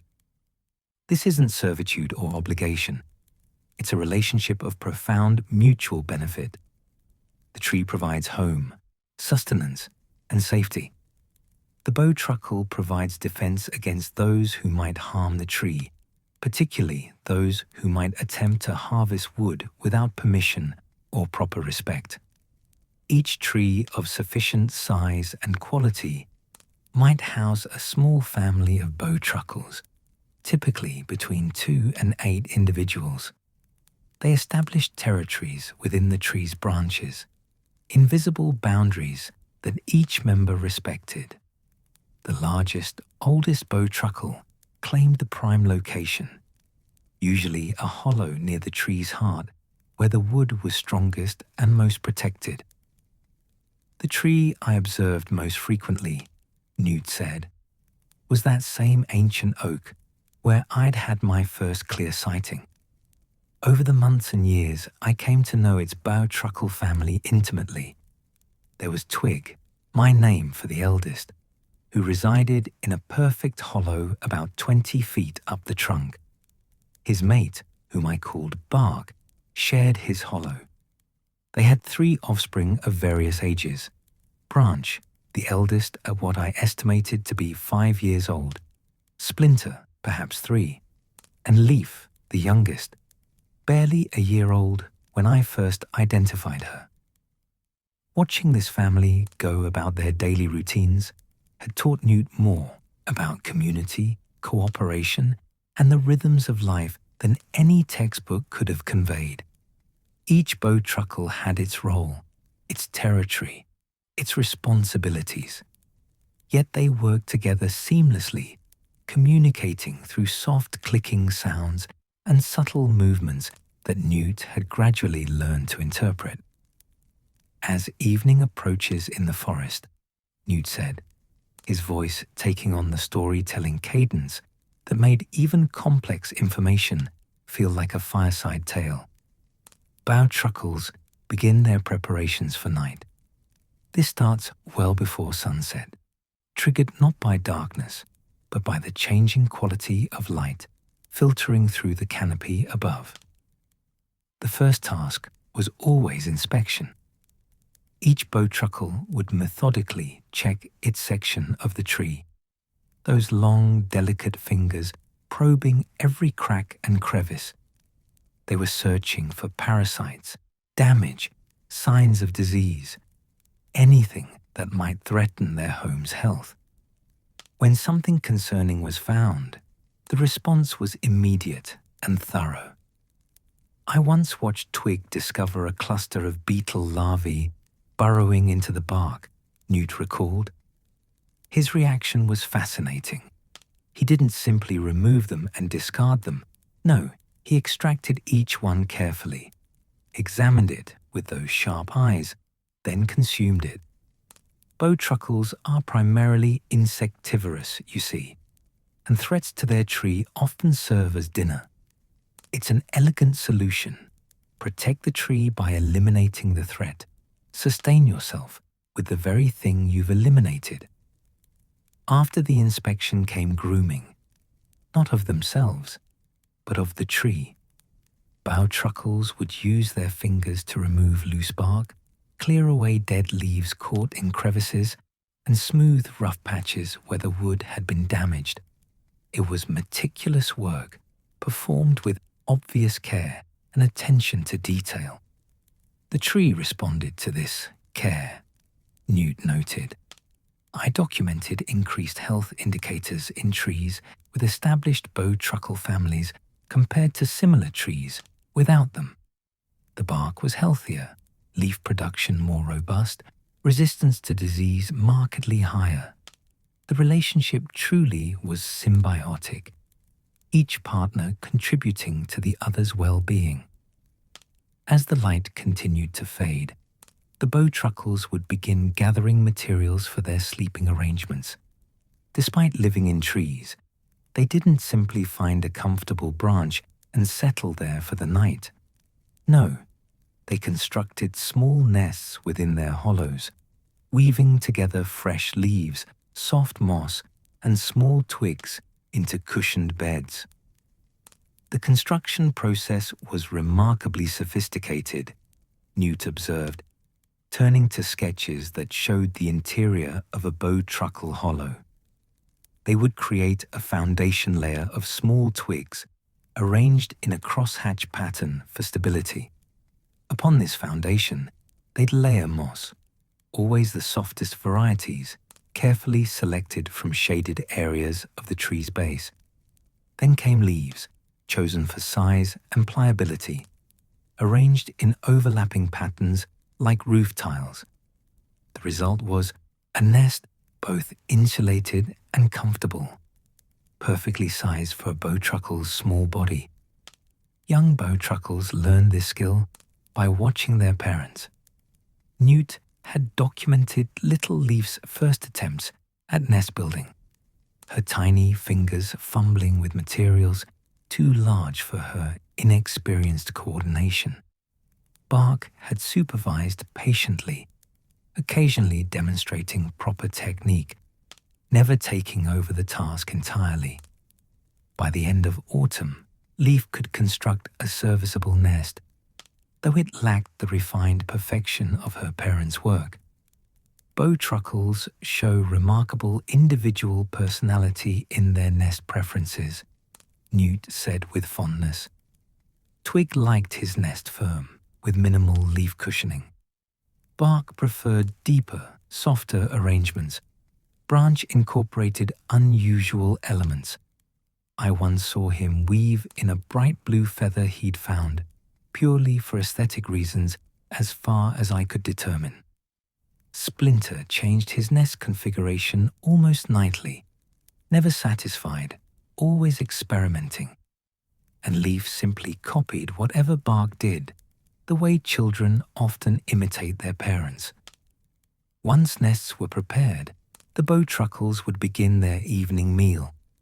This was a communal time, with family members gathering on a particular branch, their designated dining area, to share the day's findings. Bowtruckles were generally solitary hunters, each foraging independently, but they consumed their catches together. The variety of insects they consumed was impressive, Newt noted.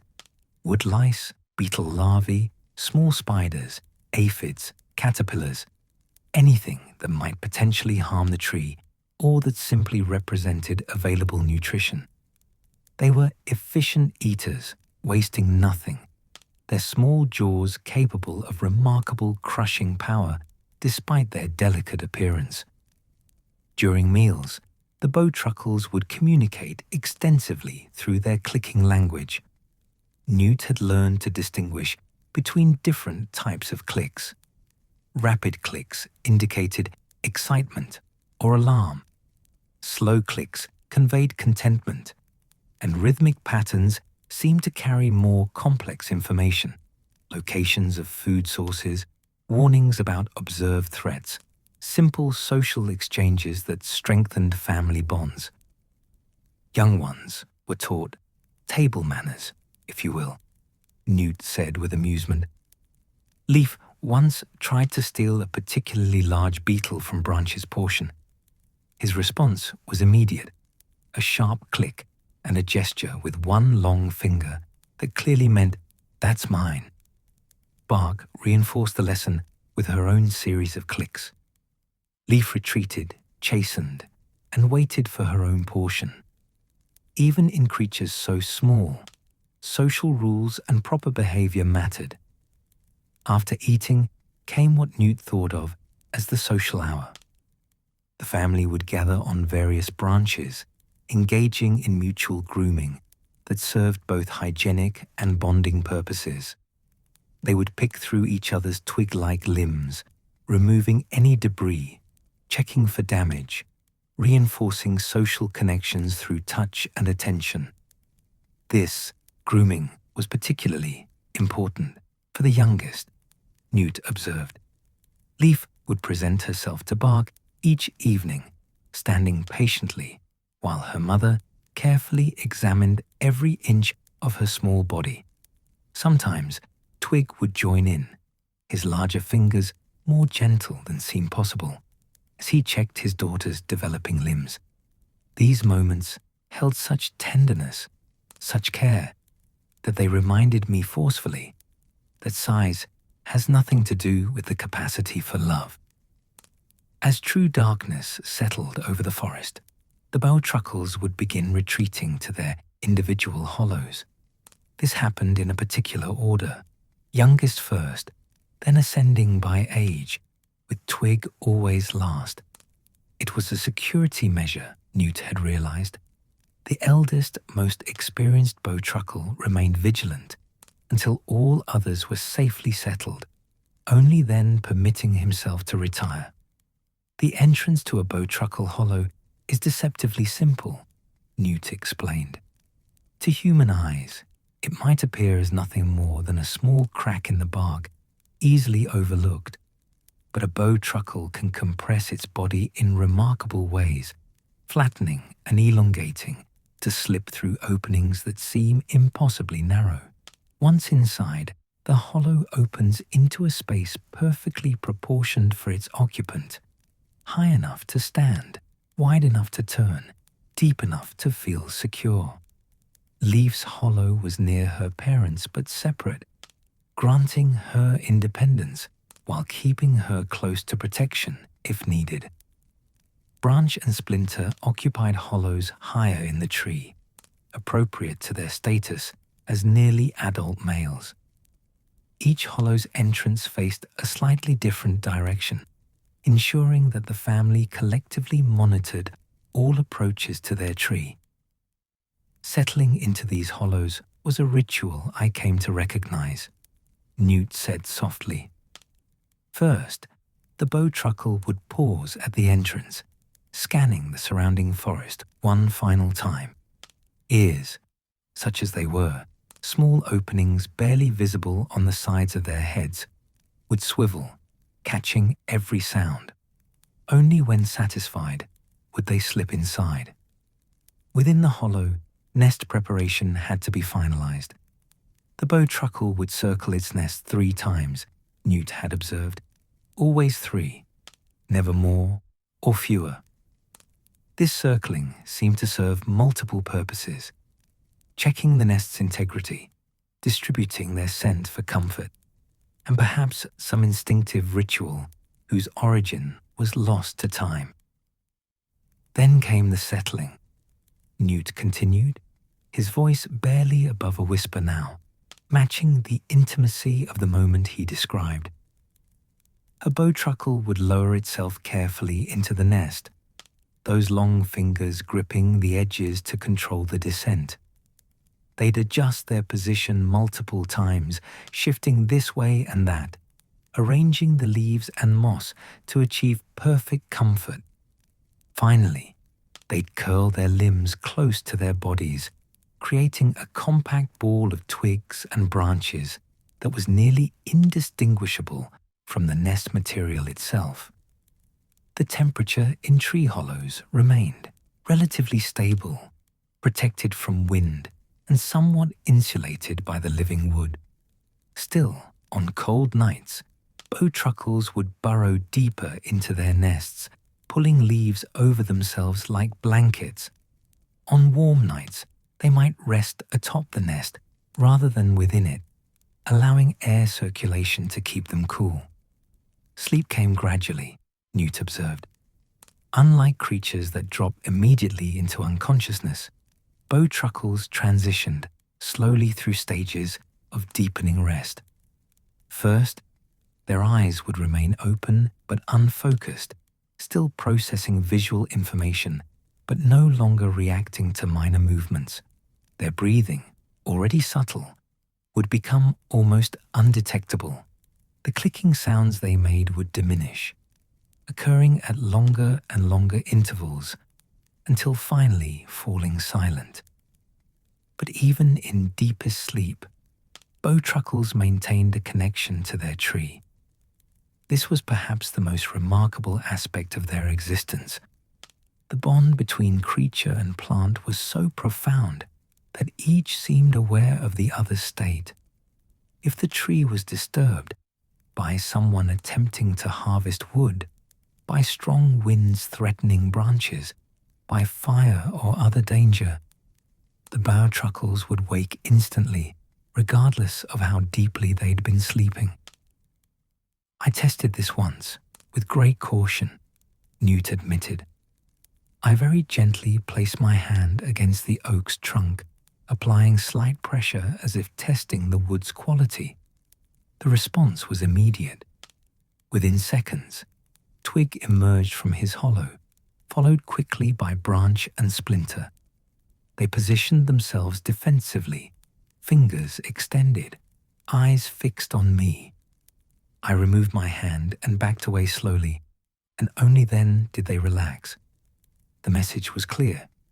We are watching, always. This vigilance extended through the entire night. Bowtruckles slept in shifts, though Newt had never determined if this was conscious coordination or instinctive behavior. While one or two family members rested deeply, others maintained lighter sleep, ready to respond to threats. The pattern would shift every few hours, ensuring that someone was always alert enough to sound alarm if needed. The sounds of the forest at night became a lullaby of sorts for the bowtruckle family. Newt mused, the whisper of wind through leaves, the creak of branches adjusting their weight, the distant calls of owls hunting, the soft patter of rain on the canopy above. All these sounds were catalogued, recognized as normal, and therefore soothing, rather than alarming. On particularly quiet nights, Newt had heard the bowtruckles themselves making soft sounds in their sleep. Not the sharp clicks of communication, but gentler noises, tiny sighs, subtle shifts of position, the whisper of twig fingers against nest material. These sounds spoke of contentment, of security, of being exactly where they belonged. Dreams, I believe, visit bowtruckles, Newt said thoughtfully. I observed their fingers twitching in patterns consistent with climbing or digging. Occasionally, their eyes would move beneath closed lids, tracking something visible only in sleep. What does a bowtruckle dream of? I imagine forests stretching endlessly, trees strong and healthy, insects plentiful, threats absent. Perhaps they dream of seasons changing, spring bringing fresh leaves, summer offering warm nights, autumn painting their world in golds and reds, winter testing their resilience with cold and ice. The seasonal changes were indeed significant to bowtruckle life. In spring, nests were rebuilt completely, old materials discarded in favor of fresh. It was also the season when new bowtruckles were born, tiny things, barely larger than a twig themselves, emerging from eggs carefully hidden within the tree's deepest hollows. I was privileged to witness leaves hatching, Newt said quietly. Bark had been guarding a particular hollow with unusual intensity for several weeks. Then, one spring morning, I heard a sound I'd never encountered before, a high-pitched peeping, almost bird-like but distinctly different. Bark emerged with something impossibly small cradled in her fingers. A newborn bowtruckle, still damp, its eyes barely open, already trying to grip with fingers no thicker than pine needles. The care devoted to raising young bowtruckles was extraordinary. For weeks, the infant remained almost constantly with a parent.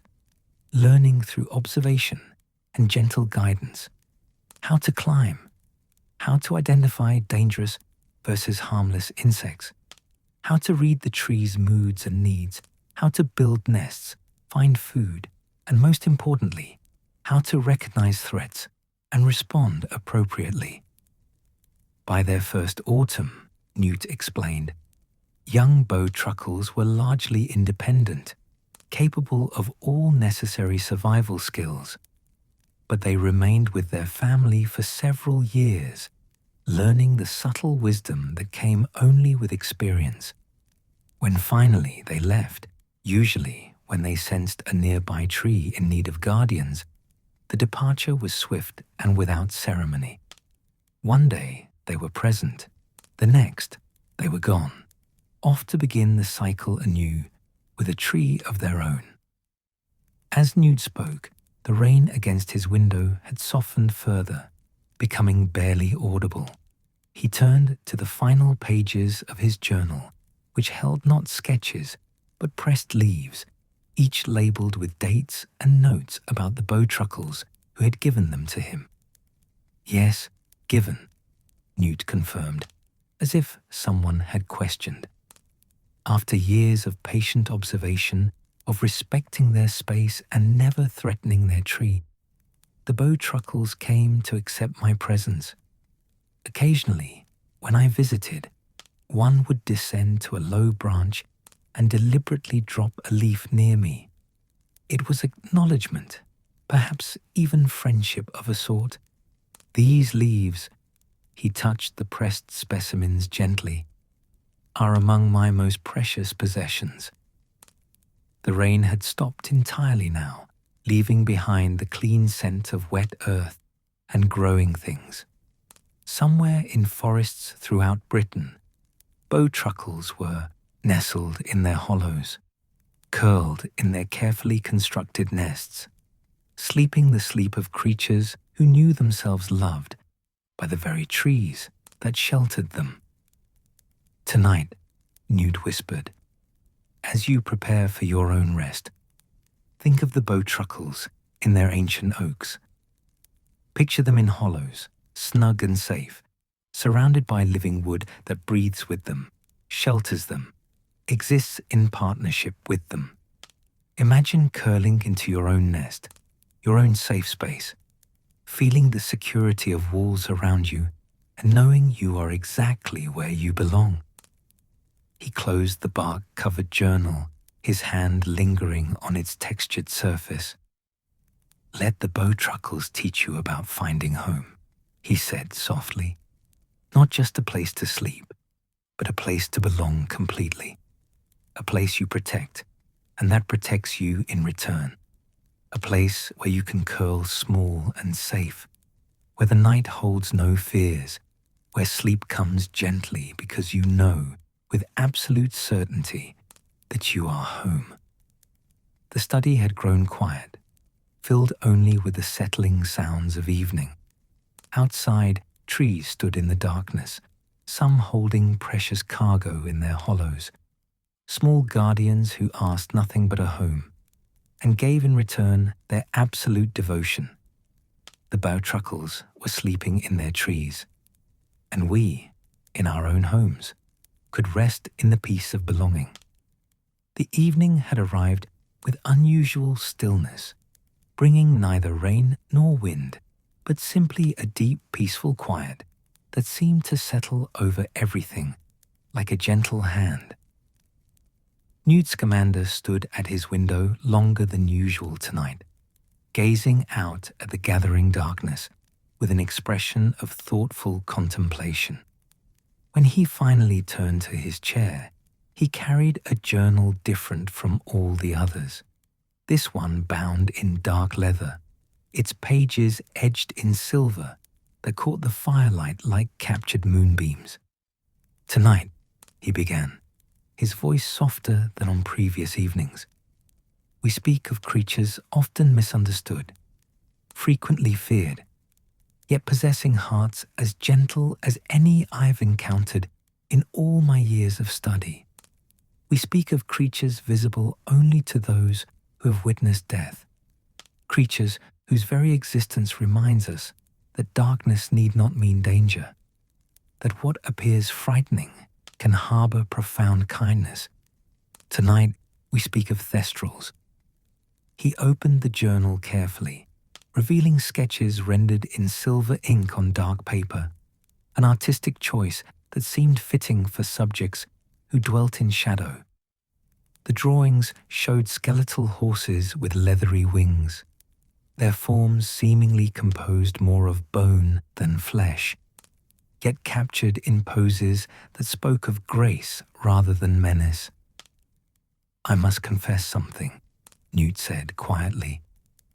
"Of all the creatures I've studied, thestrals hold perhaps the most special place in my heart, precisely because they are so profoundly misunderstood. Many wizards and witches see them and feel only unease, fear, or sorrow. They associate thestrals with death itself, as if these magnificent creatures were harbingers of doom rather than what they truly are. Gentle souls who ask only to be accepted for what they are, not shunned for what they represent." His first encounter with thestrals had come during a period of grief. Newt rarely spoke of it, but there had been a loss in his youth. A beloved grandmother who had raised him through his earliest years, teaching him his first lessons about treating all creatures with respect and kindness. Her passing had devastated young Newt, and in the weeks following her funeral, he had wandered the Hogwarts grounds in a fog of sorrow, seeking solace in the familiar spaces he'd explored so often before. "It was on one such wandering," Newt recalled, "that I found myself near the edge of the Forbidden Forest at twilight, a place I'd passed hundreds of times before. But on this evening, something was different. Where before I had seen only empty air between the trees, I now perceived shapes, dark skeletal forms that moved with fluid grace through the shadows. I froze, not from fear precisely, but from the shock of seeing something that hadn't been visible mere weeks earlier. The thestrals had been there all along, of course, a small herd that made their home in the deeper reaches of the forest, venturing to its edges only as evening fell. Newt simply hadn't been able to see them until grief had opened his eyes to their existence. Now, standing motionless in the fading light, he could perceive them clearly, their reptilian heads, their skeletal bodies, their vast wings folded along their sides like dark cloaks. "One of them noticed me," Newt continued, his voice carrying the weight of memory. "A mare, I later learned, one of the herd's eldest members. She turned her white pupilless eyes toward me, and I braced myself for, I didn't know what. Rejection, perhaps. Some acknowledgement of the death that now connected us, the loss that had made me able to see her kind. But what happened next had changed Newt's understanding forever. The thestral mare had approached slowly, each step deliberate, her massive wings rustling softly. She had walked directly up to where Newt stood, close enough that he could have touched her had he dared. And then she had done something extraordinary. She had lowered her skeletal head and very gently had touched her muzzle to his chest, directly over his heart. "It was a gesture of comfort," Newt said softly. "She recognized grief in me, understood it in a way that perhaps only creatures associated with death could. She was offering solace, connection, a silent message that said, 'I see your pain. You are not alone.' And in that moment, I understood that thestrals weren't symbols of death at all. They were symbols of understanding, of the gentle kindness that can exist in the darkest places, of the comfort available to those who have known loss." From that evening forward, Newt had devoted himself to learning everything he could about thestrals. He had read what little existed in the Hogwarts library, most of it dismissive or actively fearful. He had sought out the gamekeeper who maintained the castle's thestral herd and who was grateful to find a student who saw the creatures as more than omens. And most importantly, he had spent countless hours simply observing, earning the herd's trust through patience and respect.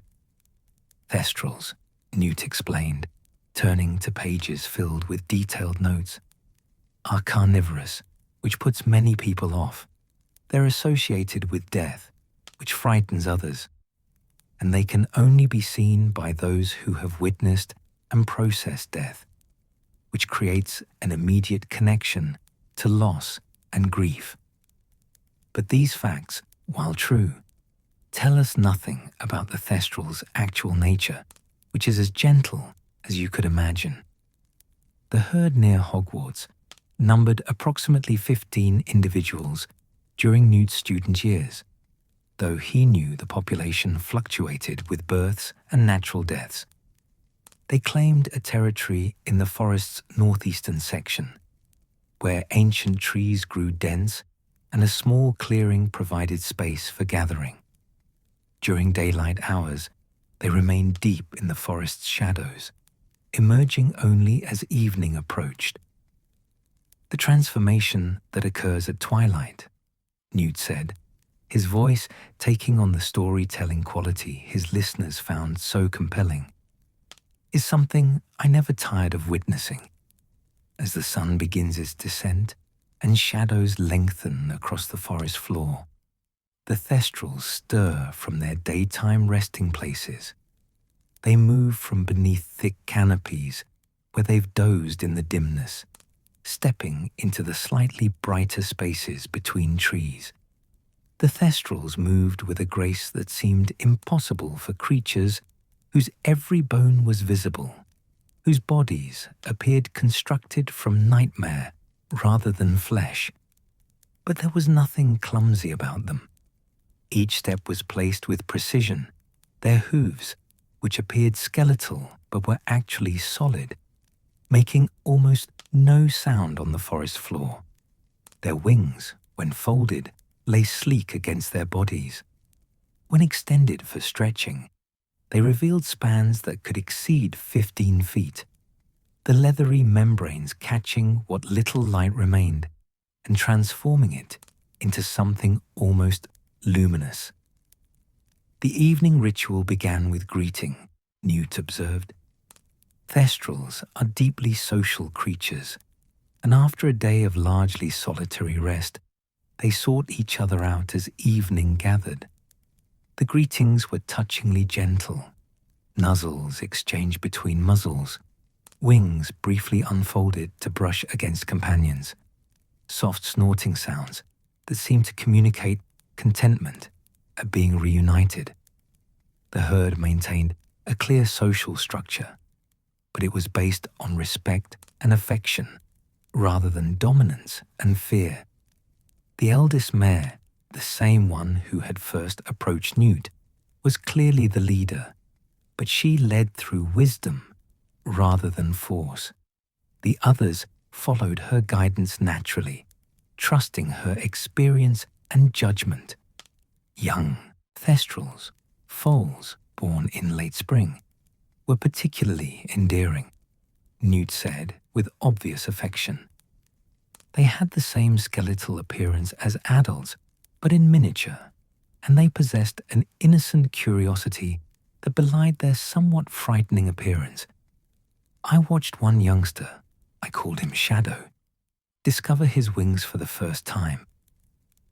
Shadow had been perhaps 3 months old, still unsteady on his long legs, when Newt had observed him trying to understand these appendages that sprouted from his shoulders. The foal had extended one wing, watched it unfold with apparent amazement, then tried to see over his shoulder to view the other wings simultaneously, an impossible task that had resulted in him spinning in circles, much to the amusement of the adult thestrals watching.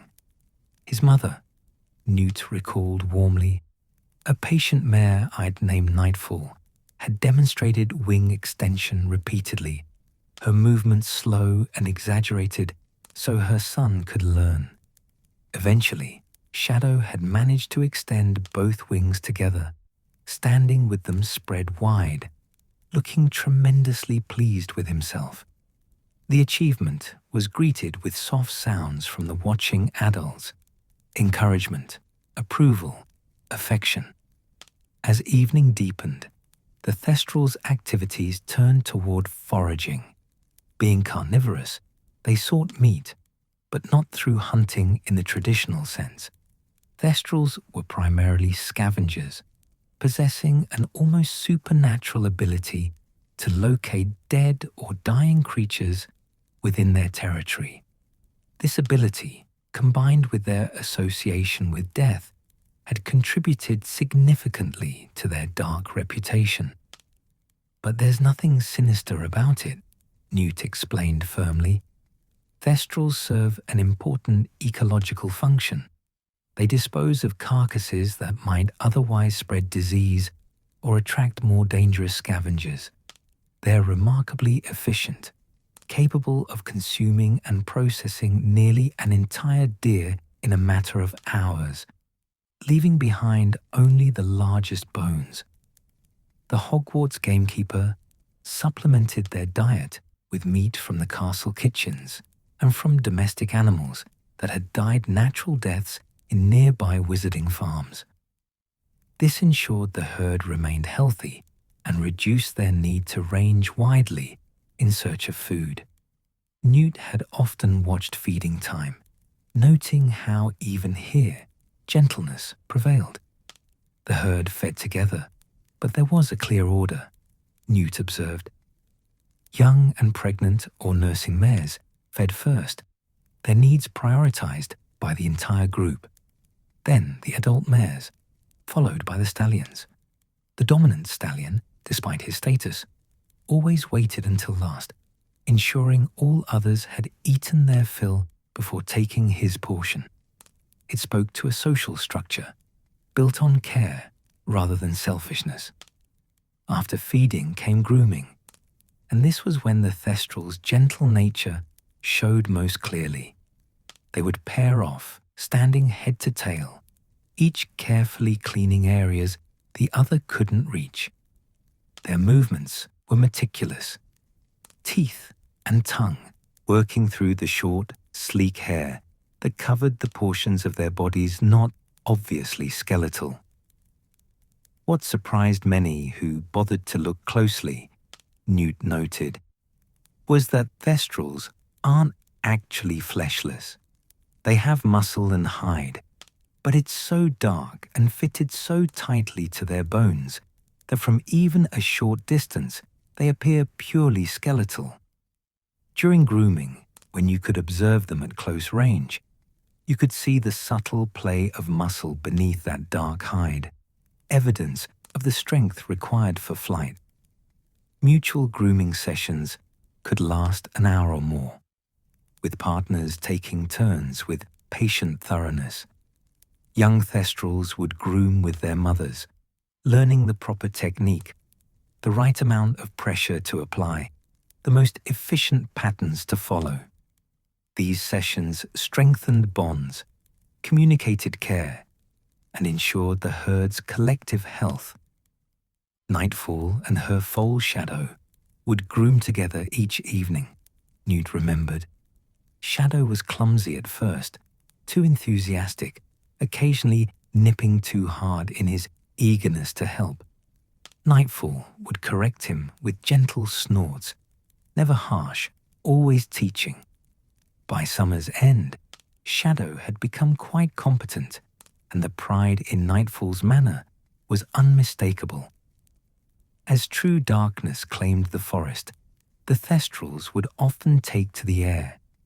This was perhaps the most magical part of their evening routine, the moment when creatures of shadow became creatures of sky. they would launch themselves upward with powerful beats of their wings, rising through gaps in the canopy, emerging above the forest to wheel and soar in the starlight. Flight transformed them, Newt said, wonder still evident in his voice after all these years. On the ground, despite their grace, thestrals could seem awkward, their skeletal appearance and association with death always present in an observer's mind. But in flight, they became something else entirely. Pure grace, pure beauty, creatures perfectly designed for their element. He had watched them countless times, lying on his back in forest clearings, tracking their dark forms against the stars. They would circle above the castle, riding wind currents with minimal effort, their wings angled precisely to catch each gust. Sometimes they would call to each other, high, shrieking sounds that might seem eerie to those who didn't understand. They were simply communication, thestrals sharing the joy of flight. Young thestrals learned to fly in stages, Newt explained. First came wing strengthening, flapping while standing firmly on the ground, building the muscles required for sustained flight. Then came short hops, lifting just inches off the ground for a few seconds. Gradually, the hops became longer, higher, until finally came the first true flight. Shadow's first flight had occurred on a clear summer night, with Newt fortunate enough to witness it.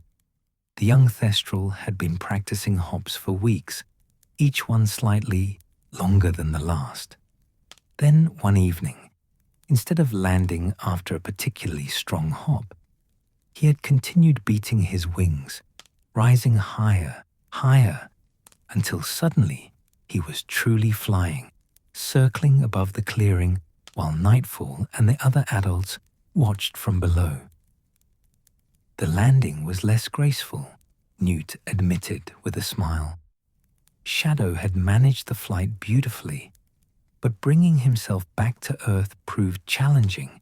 He came in too fast, couldn't slow properly, and ended up tumbling nose over tail across the clearing floor.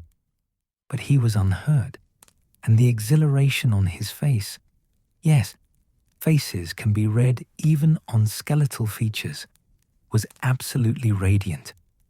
After their evening flights, the thestrals would return to the forest, settling into their preferred resting area for the night. This was the same clearing they used for gathering, a space where the canopy opened just enough to allow moonlight through, while still providing the shadows thestrals preferred. The clearing was carpeted with soft moss and fallen leaves, Newt described, and ringed by ancient trees whose roots created natural hollows and shelters.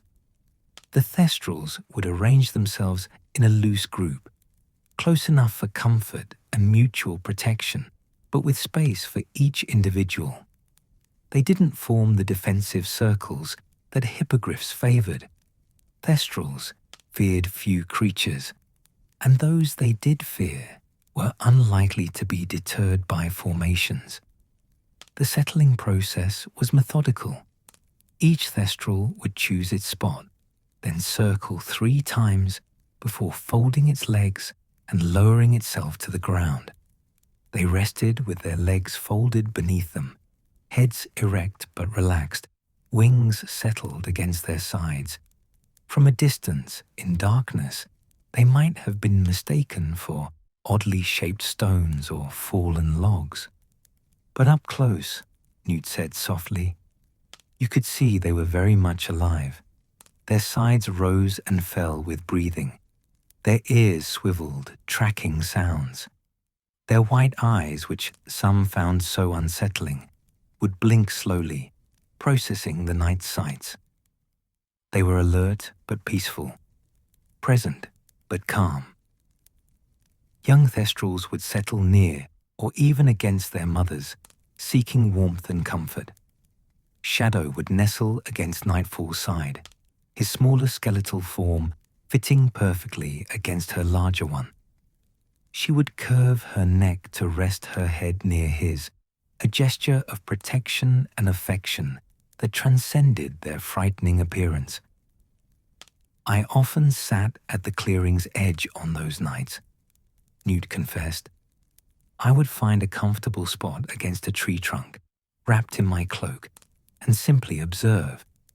The thestrals knew I was there. Their senses were far too keen for me to hide, but they accepted my presence.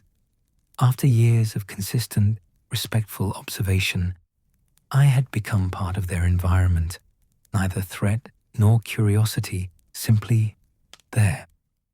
The sounds of the clearing at night created a symphony of subtle noises, the soft breathing of sleeping thestrals, deeper and slower than during their active hours, the rustle of wings adjusting position, the occasional snort or quiet whinny as one communicated with another, the whisper of wind through the canopy above, the distant sounds of other forest creatures going about their nocturnal activities.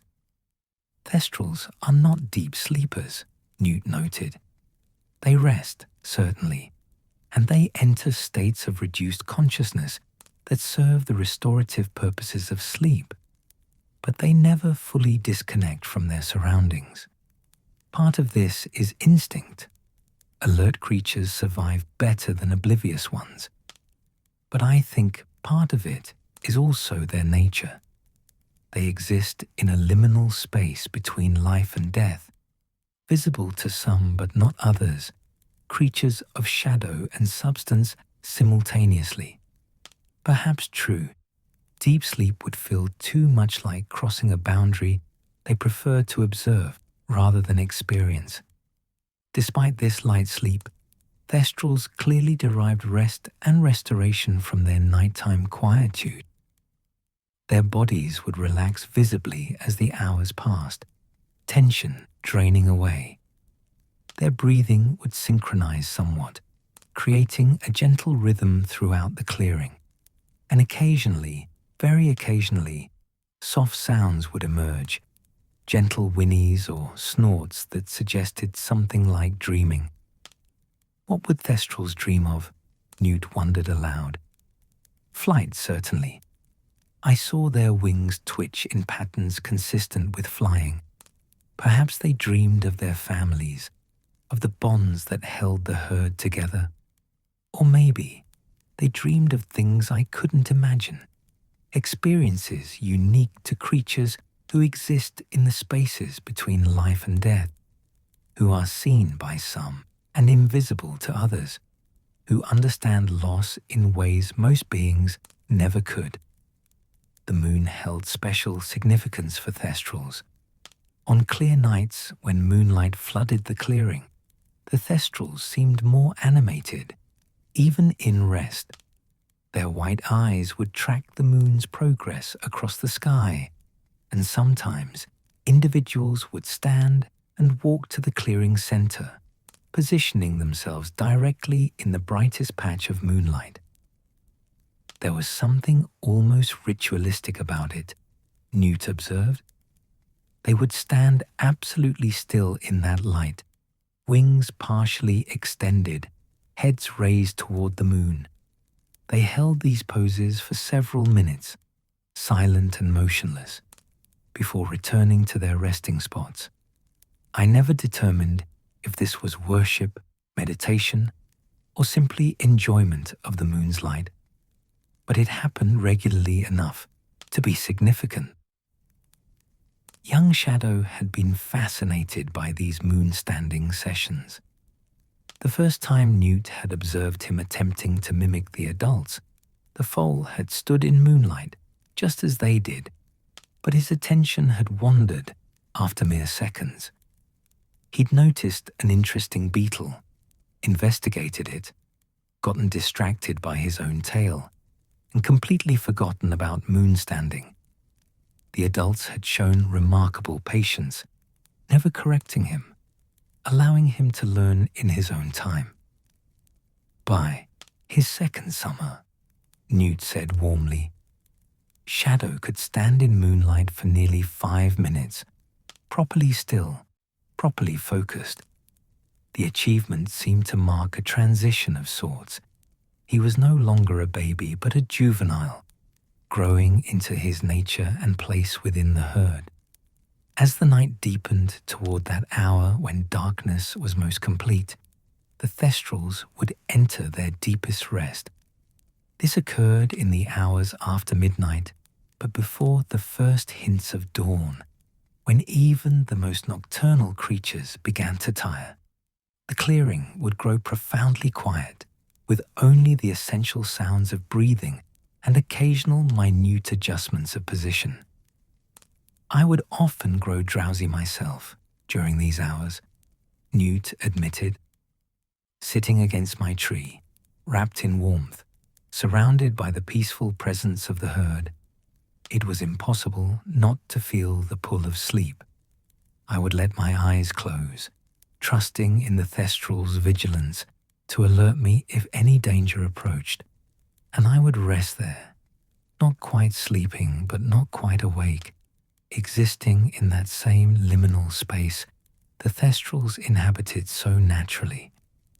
These were the hours when understanding deepened, when the barriers between observer and observed thinned.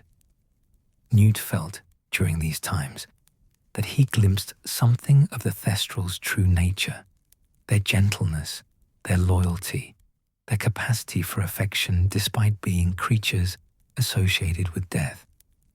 They were not harbingers of doom, but companions through sorrow, beings who understood loss and offered silent comfort to those capable of seeing them.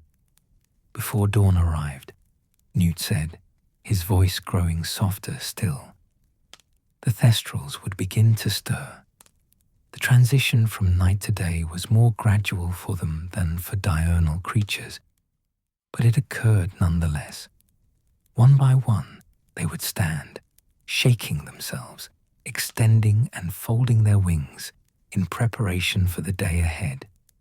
They would take one final flight together, a brief circle above the forest while darkness still held, before returning to settle in the deeper shadows where they would rest through the daylight hours.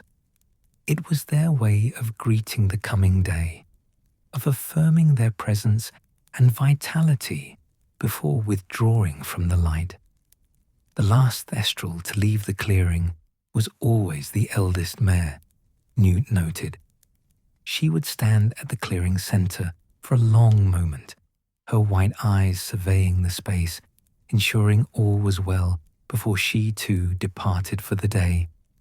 On several occasions, before leaving, she would turn those eyes toward where I sat, and there would pass between us a moment of mutual acknowledgement.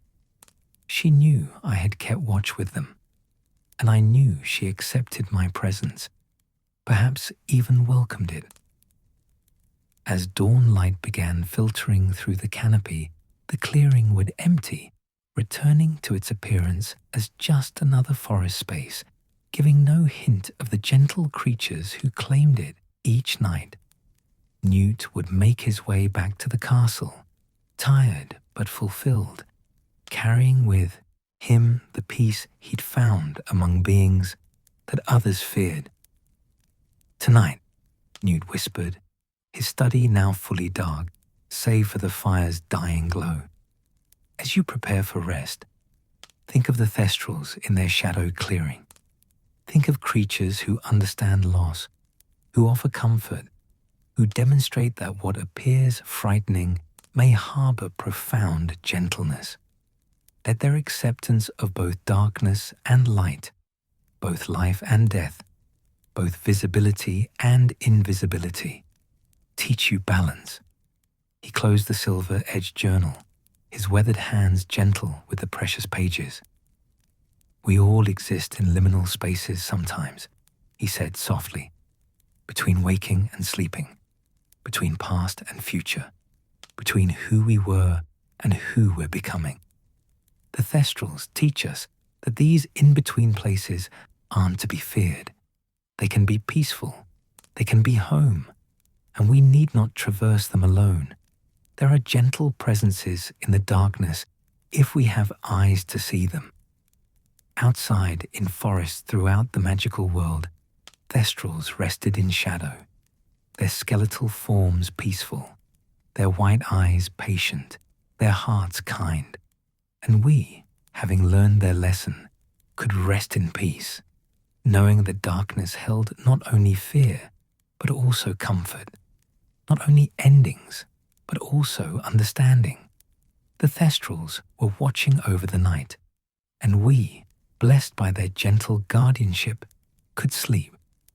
Dawn had broken clear and bright over Newt Scamander's study, but by evening, clouds had rolled in from the west, bringing with them the promise of rain. Newt stood at his window, watching the grey sky darken further as twilight approached, and found himself thinking of water, deep water, ancient water, the kind that held secrets in its depths and mysteries in its currents. He thought, as he often did on such evenings, of the Black Lake at Hogwarts. He settled into his chair with a journal bound in dark blue leather that had been treated with some waterproofing charm, for this particular volume had accompanied him on numerous aquatic expeditions.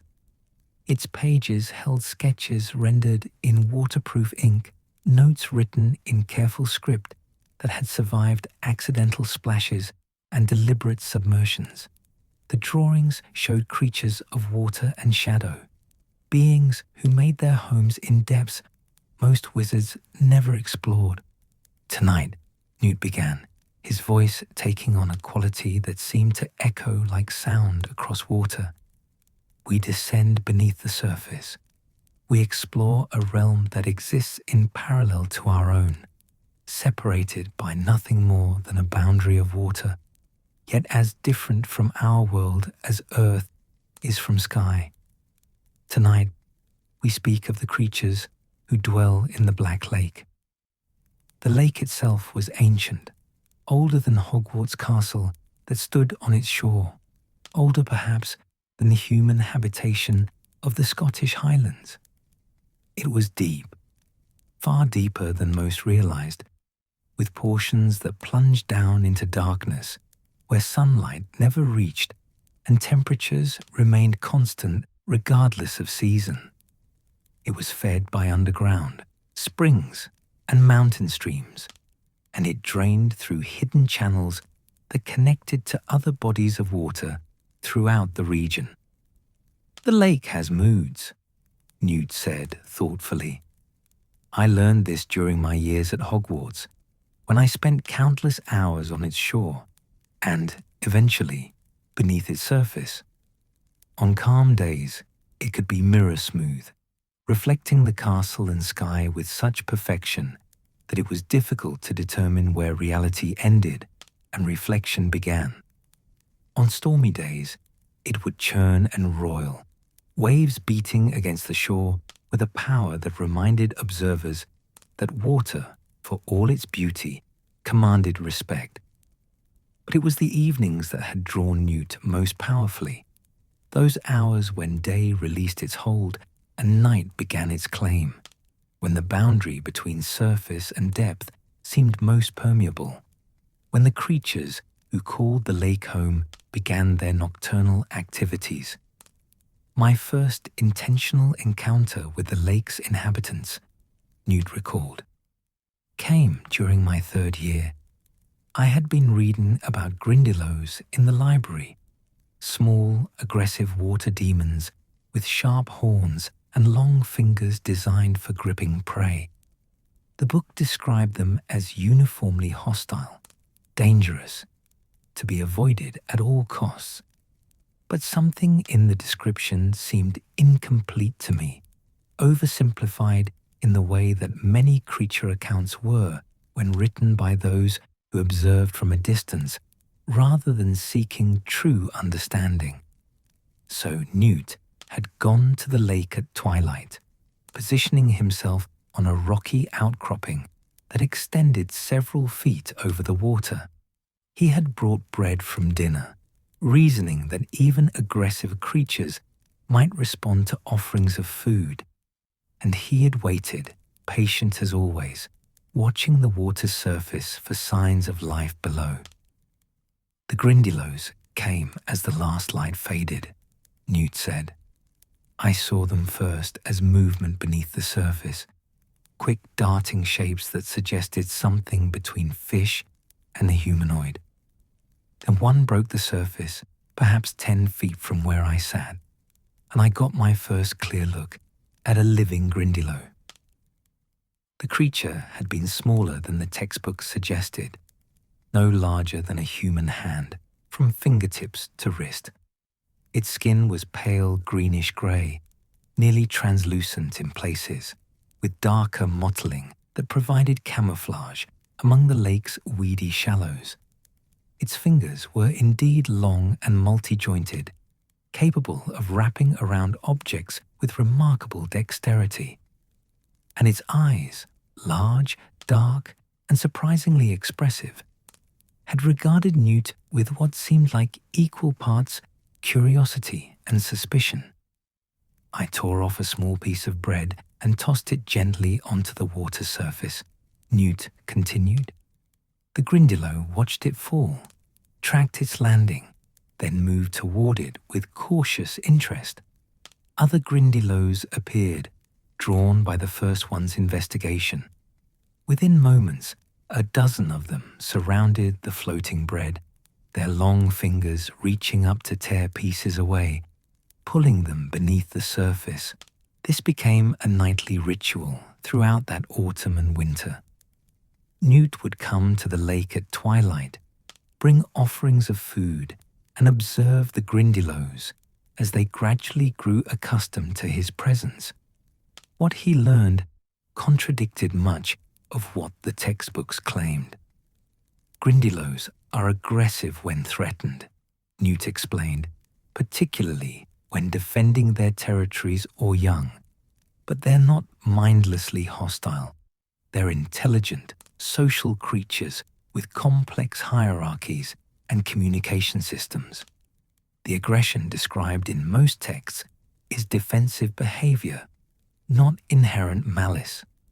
It's the difference between a creature that attacks unprovoked and one that protects itself when intruded upon, a distinction many observers fail to make. As winter released its grip and spring arrived, Newt expanded his observations to include the lake's other inhabitants. The Grindylows had accepted him enough that they no longer fled when he approached, and this acceptance seemed to extend to other creatures who noticed that the Grindylows tolerated his presence.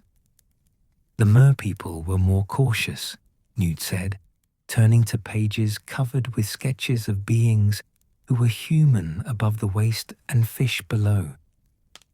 They maintained their own communities in the lake's deeper regions, rarely venturing into the shallows where humans might observe them. But they were aware of my presence. I would sometimes catch glimpses of faces watching from beneath the surface, gone in an instant when I looked directly toward them. The merpeople of the Black Lake were not the beautiful sirens of Muggle legend. They were grey-skinned, with wild green hair that flowed like seaweed, yellow eyes, and broken teeth. Their language was incomprehensible above water, a screeching, harsh sound that transformed into something melodic and complex when submerged. They were fiercely protective of their territory and their young, but they were also capable of complex thought, artistic expression, and social organization that rivaled human societies. I never achieved the rapport with the merpeople that I did with other lake creatures, Newt admitted. They had had poor experiences with wizards in the past, intrusions into their territory, attempts to study them like specimens rather than engage with them as equals, misunderstandings that had led to conflict. My presence, no matter how respectful, was tolerated but never welcomed. I accepted this. Not every creature wishes to be known by humans, and that wish deserves respect. But Newt could observe them from a distance, particularly during evening hours when they emerged from the depths for communal gatherings in the shallower regions. As twilight fell across the lake, the merpeople would rise from below, their powerful tails propelling them through the water with grace that seemed almost like flight. They would gather in a particular bay, Newt described, where the lake bottom was relatively shallow and covered in soft sand rather than rocks or weeds. The bay's placement allowed them to observe the shore while remaining safely submerged, and it seemed to be a traditional meeting place used by the merpeople for generations. As darkness deepened, the merpeople would engage in what appeared to be social activities. The young would play, chasing each other through the water, their movements creating trails of bubbles and disturbed sediment that glowed faintly with bioluminescence. The adults would communicate in their underwater language, their voices creating harmonies that Newt could hear even from the shore. Haunting songs that carried across the water and seemed to resonate in his very chest. Those songs, Newt said softly, were unlike anything else I've encountered. They weren't simple communication. They were art, storytelling, history, and emotion all woven together. Even without understanding the words, I could sense the meaning. This song spoke of loss. That one celebrated a birth. Another recounted a historical event passed down through generations. The merpeople were singing their culture into continued existence, ensuring that knowledge and memory persisted. The singing would continue for hours, sometimes lasting until well after midnight. Other lake creatures seemed drawn to these performances, gathering at the edges of the bay to listen.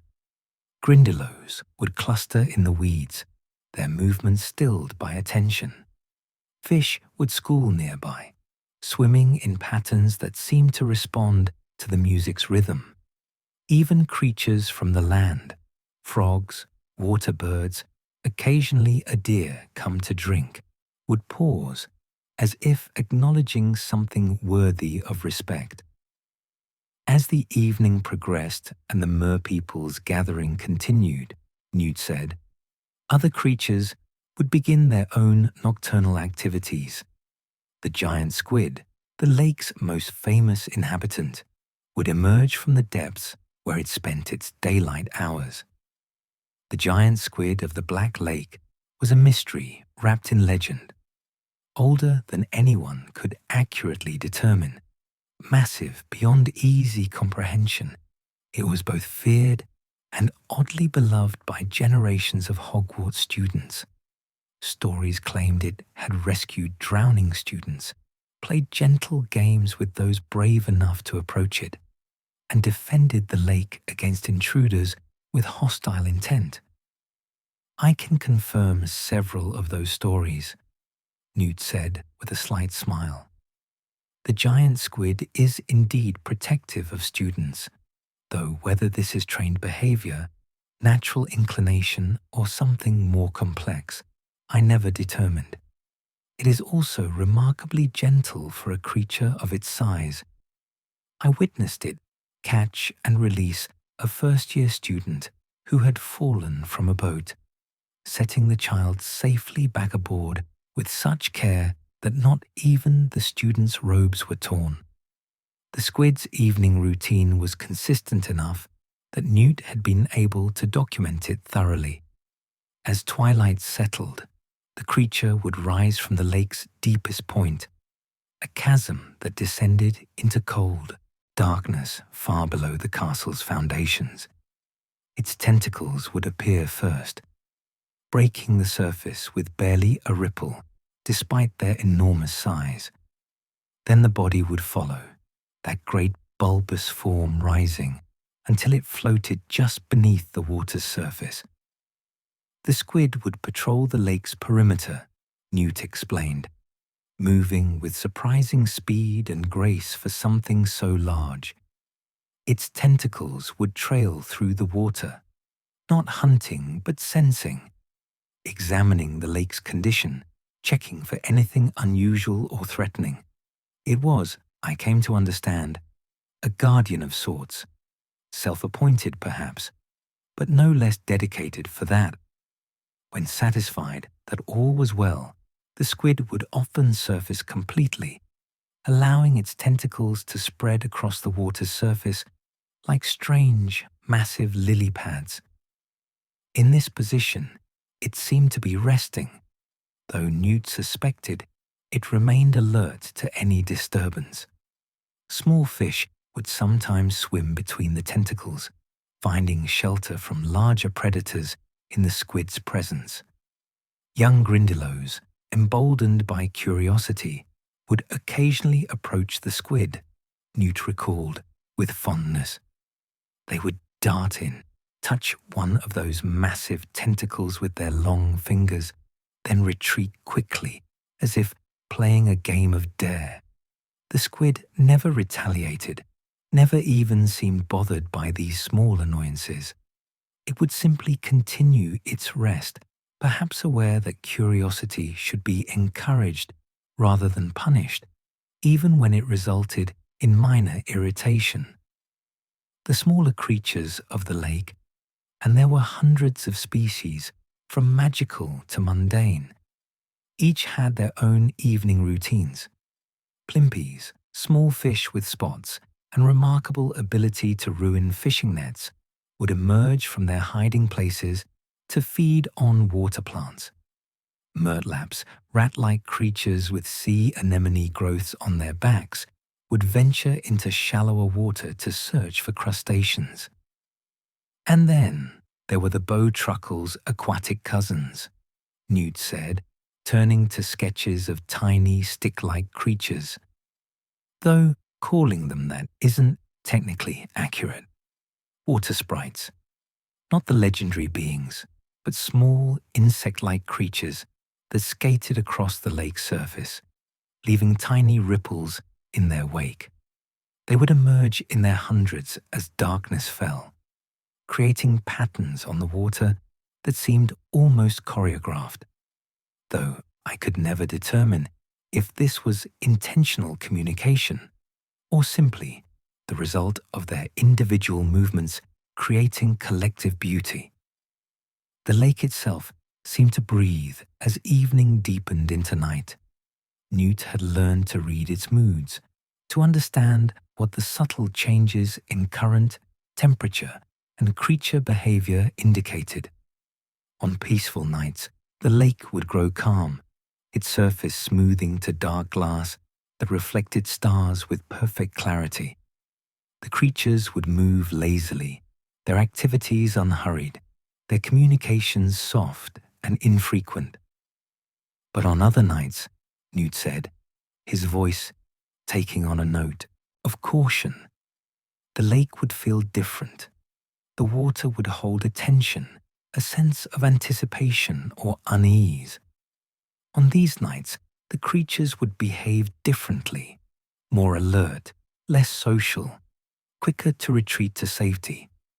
I learned to respect these signals, to withdraw from the shore when the lake indicated that something was amiss.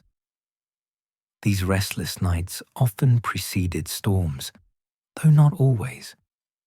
Sometimes the disturbance was caused by something else, a creature passing through, a disturbance in the magical currents that ran beneath the lake, or simply one of those inexplicable moments when nature held its breath for reasons beyond human comprehension.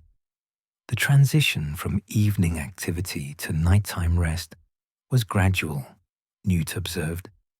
Unlike land creatures, who often had distinct bedtimes, the lake's inhabitants moved fluidly between states, Some would rest deeply while others remained active. Some would rest in shifts, with community members taking turns maintaining vigilance while others slept. The grindylows would retreat to their territories in the weedy shallows, each finding a preferred spot among the water plants. They would grip the plant stems with those long fingers, anchoring themselves against any current, and simply stop. Their eyes would close, or at least their expression would shift in a way that suggested reduced consciousness. Their bodies would go limp, floating in place, held secure by their grip on the vegetation. Young grindylows slept in clusters, Newt noted, gathering together for warmth and protection. I watched several juveniles settle for the night, each finding a place in a tight group, their bodies pressed together, their fingers intertwined with both plant stems and each other. It was touching, really. These creatures that textbooks described as vicious demons sleeping in innocent piles like puppies. The merpeople would descend to their village in the lake's depths, where structures built from stone and shaped by magic provided shelter and community. Newt had never seen the village itself. It was far too deep for him to reach safely without equipment he didn't have access to as a student. But he had observed the merpeople's descent as evening ended, their forms disappearing into the darkness below, their songs fading as they retreated from the shallows. I imagined their village, Newt said quietly, lit by whatever methods they used, perhaps bioluminescent plants or creatures, perhaps magical light that functioned underwater. I imagined families gathering in their homes, young merchildren being tucked into beds made from soft water plants, adults settling in to rest after their evening gathering. I imagined them safe in their depth, protected by cold and pressure from most threats, sustained by their community and their connection to this ancient lake.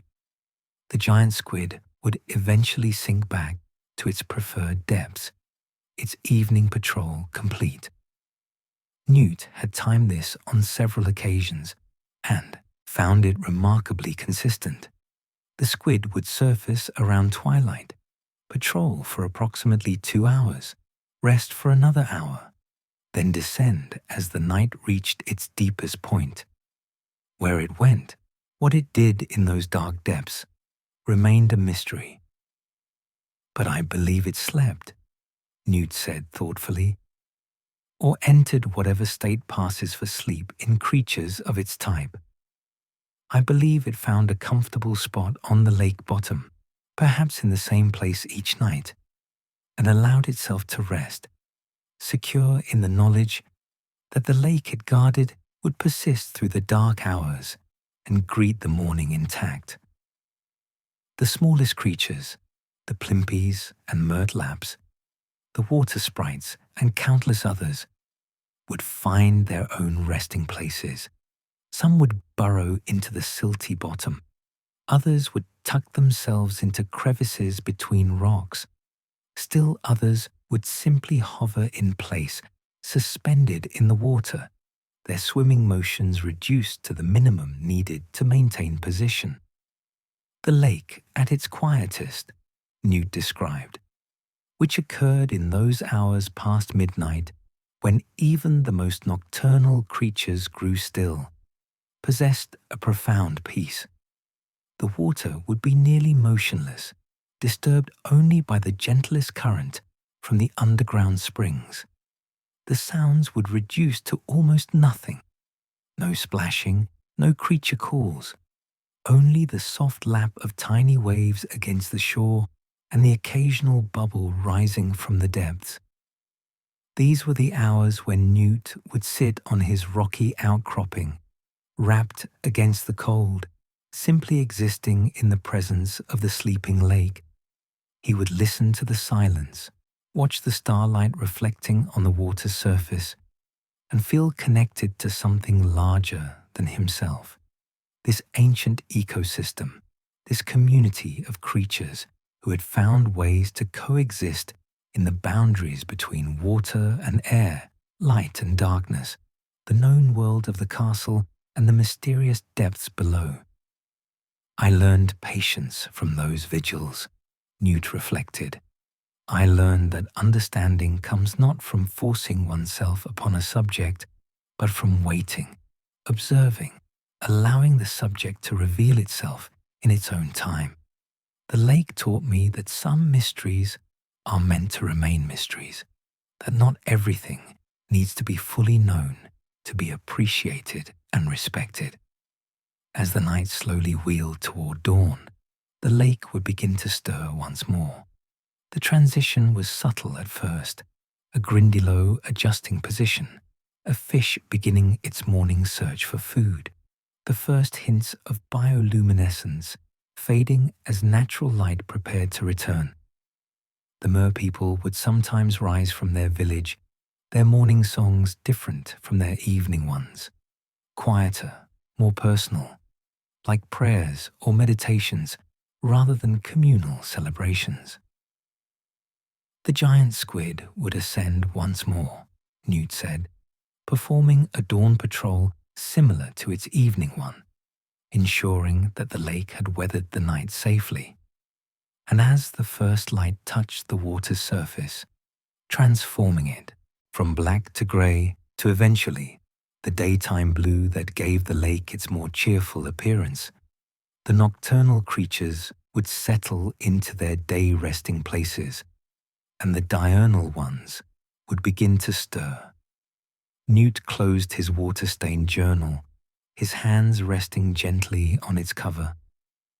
Outside his window, the threatened rain had begun to fall, creating its own rhythm against the glass, a sound not unlike gentle waves lapping at a shore. "Tonight," he whispered, "as you prepare for rest, think of the creatures of the Black Lake. Think of grindylows sleeping in their weedy clusters, fingers intertwined with plants and each other. Picture the merpeople in their deep village, safe in the embrace of cold water and ancient stone. Imagine the giant squid settling to the lake bottom, its massive form finally still after its patient patrol. Consider the thousands of smaller creatures, each finding its place, each surrendering to rest in its own way." He paused, listening to the rain, letting it wash over his awareness like a gentle current. "Water teaches us about flow," he said softly, "about moving with rather than against, about finding the path of least resistance, about the power of patience and persistence. The lake's creatures understand this instinctively. They don't fight the water, they work with it, trust it, allow it to support them as they rest. Let this be your lesson tonight. Don't fight against sleep. Flow into it. Trust that you'll be held, supported, carried safely through the dark hours to morning's light." The rain continued its gentle percussion, and somewhere, in lakes and rivers and seas throughout the magical world, water creatures were resting in their depths, held by the medium they called home, sustained by water's eternal embrace. "The creatures of the lake are sleeping in the deep," Newt murmured, his own eyes growing heavy. "And we, though we dwell in air rather than water, can rest with equal peace, knowing that every element holds spaces of safety, that every realm contains its gentle guardians, that sleep is universal, needed and earned by all who live." The fire in his study had burned to embers, and the rain sang its lullaby against the windows. In the Black Lake, creatures slumbered in depths and shallows, each in its place, each at peace, and we, learning from their example, could surrender to our own depths, our own rest, our own dreams. The lake was sleeping, and so, at last, could we. The final evening arrived with a gentleness that seemed fitting for endings and beginnings both. Newt Scamander sat in his study as twilight painted the sky in shades of lavender and rose, and he felt the weight of the week's storytelling settling over him like a comfortable blanket. He had spoken of unicorns and nifflers, hippogriffs and bowtruckles, thestrals and lake dwellers. Now, as the last light faded, it was time to speak of a home. He reached for his oldest journal, the one he'd begun as a first-year student at Hogwarts, its pages worn soft with handling and filled with the observations of a boy learning to see the magic in everyday things. The sketches here were simpler, less refined, but they held a charm that his later, more technical drawings sometimes lacked. They showed creatures not of forest or lake, but of corridor and common room, of owlery and hearth, the magical beings who shared the castle itself, who made Hogwarts feel less like a school and more like home. Tonight, Newt began, his voice carrying a warmth that spoke of circles completed and journeys concluded. We return to the castle. We speak of creatures who dwell not in wilderness, but in the places we ourselves inhabit. We speak of phoenixes and owls, of Neasels and house elves, of all the magical beings who transform a building of stone into something far more precious. A home where all creatures, human and magical alike, can rest in peace. The fire in his study crackled softly, and Newt smiled at it, remembering countless fires in countless hearths throughout Hogwarts, each one tended with care, each one offering warmth to anyone who needed it. "Let us begin with fire itself," he said, "and the most magnificent creature ever to make fire its home, the phoenix." During Newt's time at Hogwarts, there had been a phoenix in residence, though not yet the famous Fawkes who would later bond with Albus Dumbledore. This phoenix, whom the headmaster of that era had called Ember, had made her perch in the headmaster's office, as phoenixes often did, drawn to positions of power and protection. I was privileged to observe Ember on several occasions, Newt recalled. When I was called to the headmaster's office for various reasons, usually questions about my extracurricular creature studies, occasionally concern about my habit of missing meals, when I became absorbed in observation, once to receive an award for an essay on Nile behavior. The phoenix had been magnificent, slightly smaller than a swan, with plumage that shifted through every shade of red, orange, and gold, as if fire itself had taken wing. Her tail feathers trailed behind her perch in elegant streamers, each one glowing with its own inner light. Her eyes, dark and intelligent, seemed to look directly into a person's soul, reading character and intent with an accuracy that no spell could match. As evening approached, Newt said softly, Ember would begin her sunset ritual. She would ruffle her feathers, each one catching the fading light and transforming it into something brighter, warmer. She would preen carefully, ensuring every feather lay perfectly, her beak moving with surprising delicacy through her plumage. And then, as the last rays of sun disappeared beyond the horizon, she would settle onto her perch and begin to glow. The glow wasn't like fire-consuming wood. It was gentler, more sustained, a luminescence that emanated from within, rather than burning on the surface. Ember would tuck her head beneath her wing, and her entire body would pulse with soft light, creating a rhythm that matched her breathing. The effect was hypnotic, soothing, a visual lullaby that made everyone in the office feel peaceful. Phoenixes sleep lightly, Newt explained, always alert for those in need. They're drawn to loyalty and courage, to moments when these virtues are tested.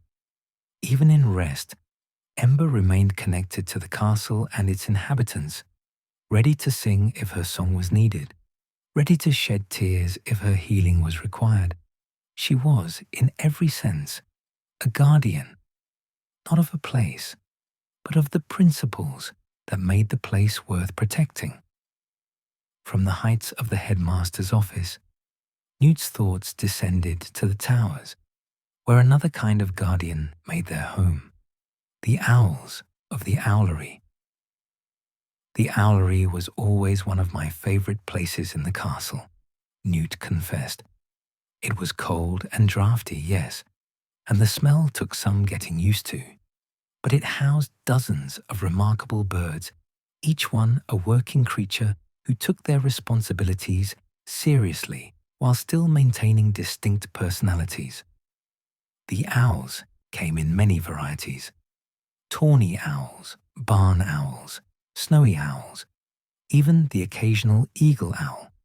Some belonged to students, bonds formed through years of shared correspondence with family. Others were school owls, available for anyone's use, taking on delivery duties with professional dedication. And a few were wild owls who had simply chosen to make the owlery their home, attracted by the guaranteed food supply and safe roosting spots. As evening fell across the castle, Newt described, the owlery would come alive with activity.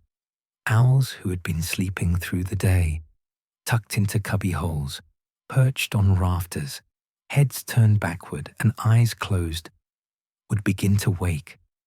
It started with one owl, then another.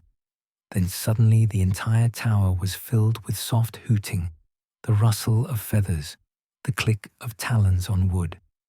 The owls would stretch elaborately, wings extending to their full impressive spans. They would preen, checking their flight feathers with the same attention to detail that hippogriffs showed, and they would communicate with each other in their hooting language, sharing information about the night ahead, which routes to fly, which windows to visit, which students had letters waiting to be sent. There was a school owl I knew quite well, Newt said warmly, a tawny named Archimedes, not particularly original, but fitting. He'd been at Hogwarts for years, had delivered thousands of letters, and he knew every student by sight and most by name. When I needed to send correspondence, I would specifically request Archimedes, and he would greet me with a dignified hoot that seemed to say, "Another letter to the Ministry about creature protection legislation? Very well, I'll ensure it arrives." As night deepened, some owls would depart on their delivery runs, launching themselves from the tower's many openings and disappearing into the darkness with powerful, silent wing beats. Others, having completed their duties or having no deliveries scheduled, would settle in for the evening. They would choose their preferred spots, some high in the rafters, others in the cubby holes, a few on the special perches installed for the largest owls. Watching them settle was like watching a feathered dance, Newt said. Each owl would land on their chosen spot, turn around 3 times. Why always 3? I never determined. And then lower themselves into a resting position. Their talons would grip the perch with that automatic locking mechanism that prevented them from falling even in deep sleep. Their eyes would close or sometimes just narrow to slits, monitoring the environment even as they rested.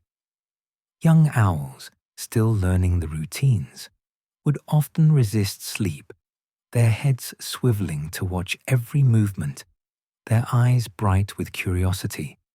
Older owls would sometimes position themselves near these youngsters, providing both example and comfort. It was teaching through presence, showing the young ones that sleep was safe, that the owlery was secure, that morning would come and bring with it new adventures. From the owlery's heights, Newt continued, let us descend to the common rooms, where different creatures entirely made their homes. The Neasels. Neasels were cat-like creatures, though larger and more intelligent than mundane cats, with distinctive spotted or speckled coats and leonine tails. They had an uncanny ability to detect untrustworthy individuals, and they bonded fiercely with those they deemed worthy. Several lived in and around Hogwarts, some as students' familiar companions, others as semi-wild residents who simply enjoyed the castle's warmth and the regular meals available from generous students. The Gryffindor common room had at least 3 Neasels during my time, Newt recalled.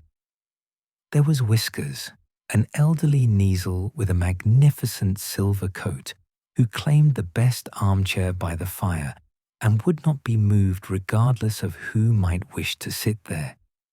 There was Socks, a younger Neasel with white paws, who belonged to a 7th year but made herself available for comfort to any homesick first year who needed to pet a friendly creature. And there was Bandit, who belonged to no one and everyone, appearing at mealtimes with remarkable regularity. As evening settled over the common rooms, the Neasels would emerge from wherever they'd spent the day, sleeping in sunny window seats, exploring the castle's many corridors, hunting mice in the lower levels. They would make their way to the common rooms as students returned from dinner, knowing that evening was the time for companionship, warmth, and the possibility of treats. Whiskers had a specific evening ritual, Newt said with fondness.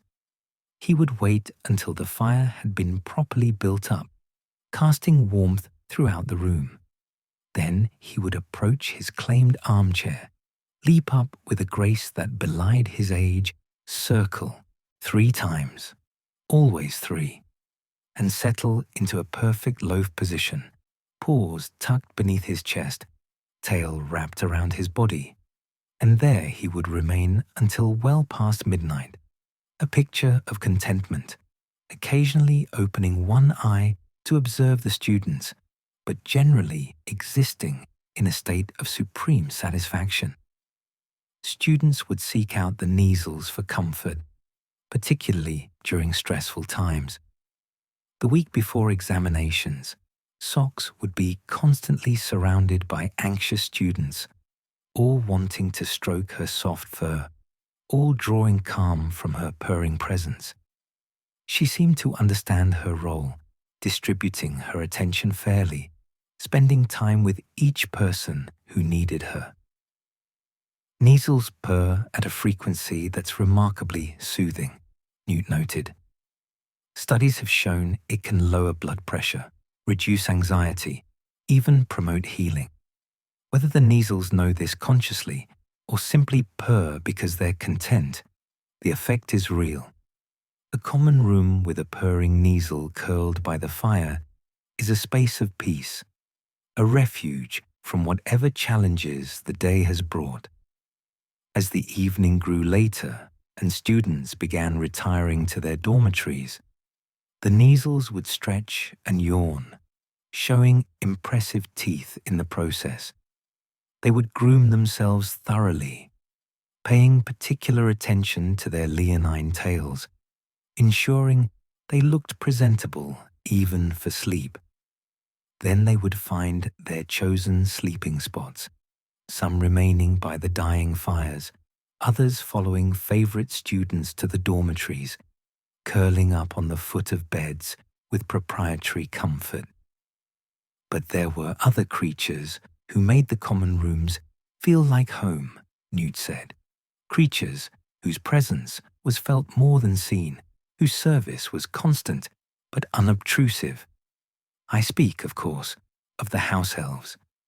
The house elves of Hogwarts numbered in the hundreds, all living and working in the castle's kitchens and service areas, ensuring that fires were lit, rooms were cleaned, meals were prepared, and countless other tasks were completed with magical efficiency.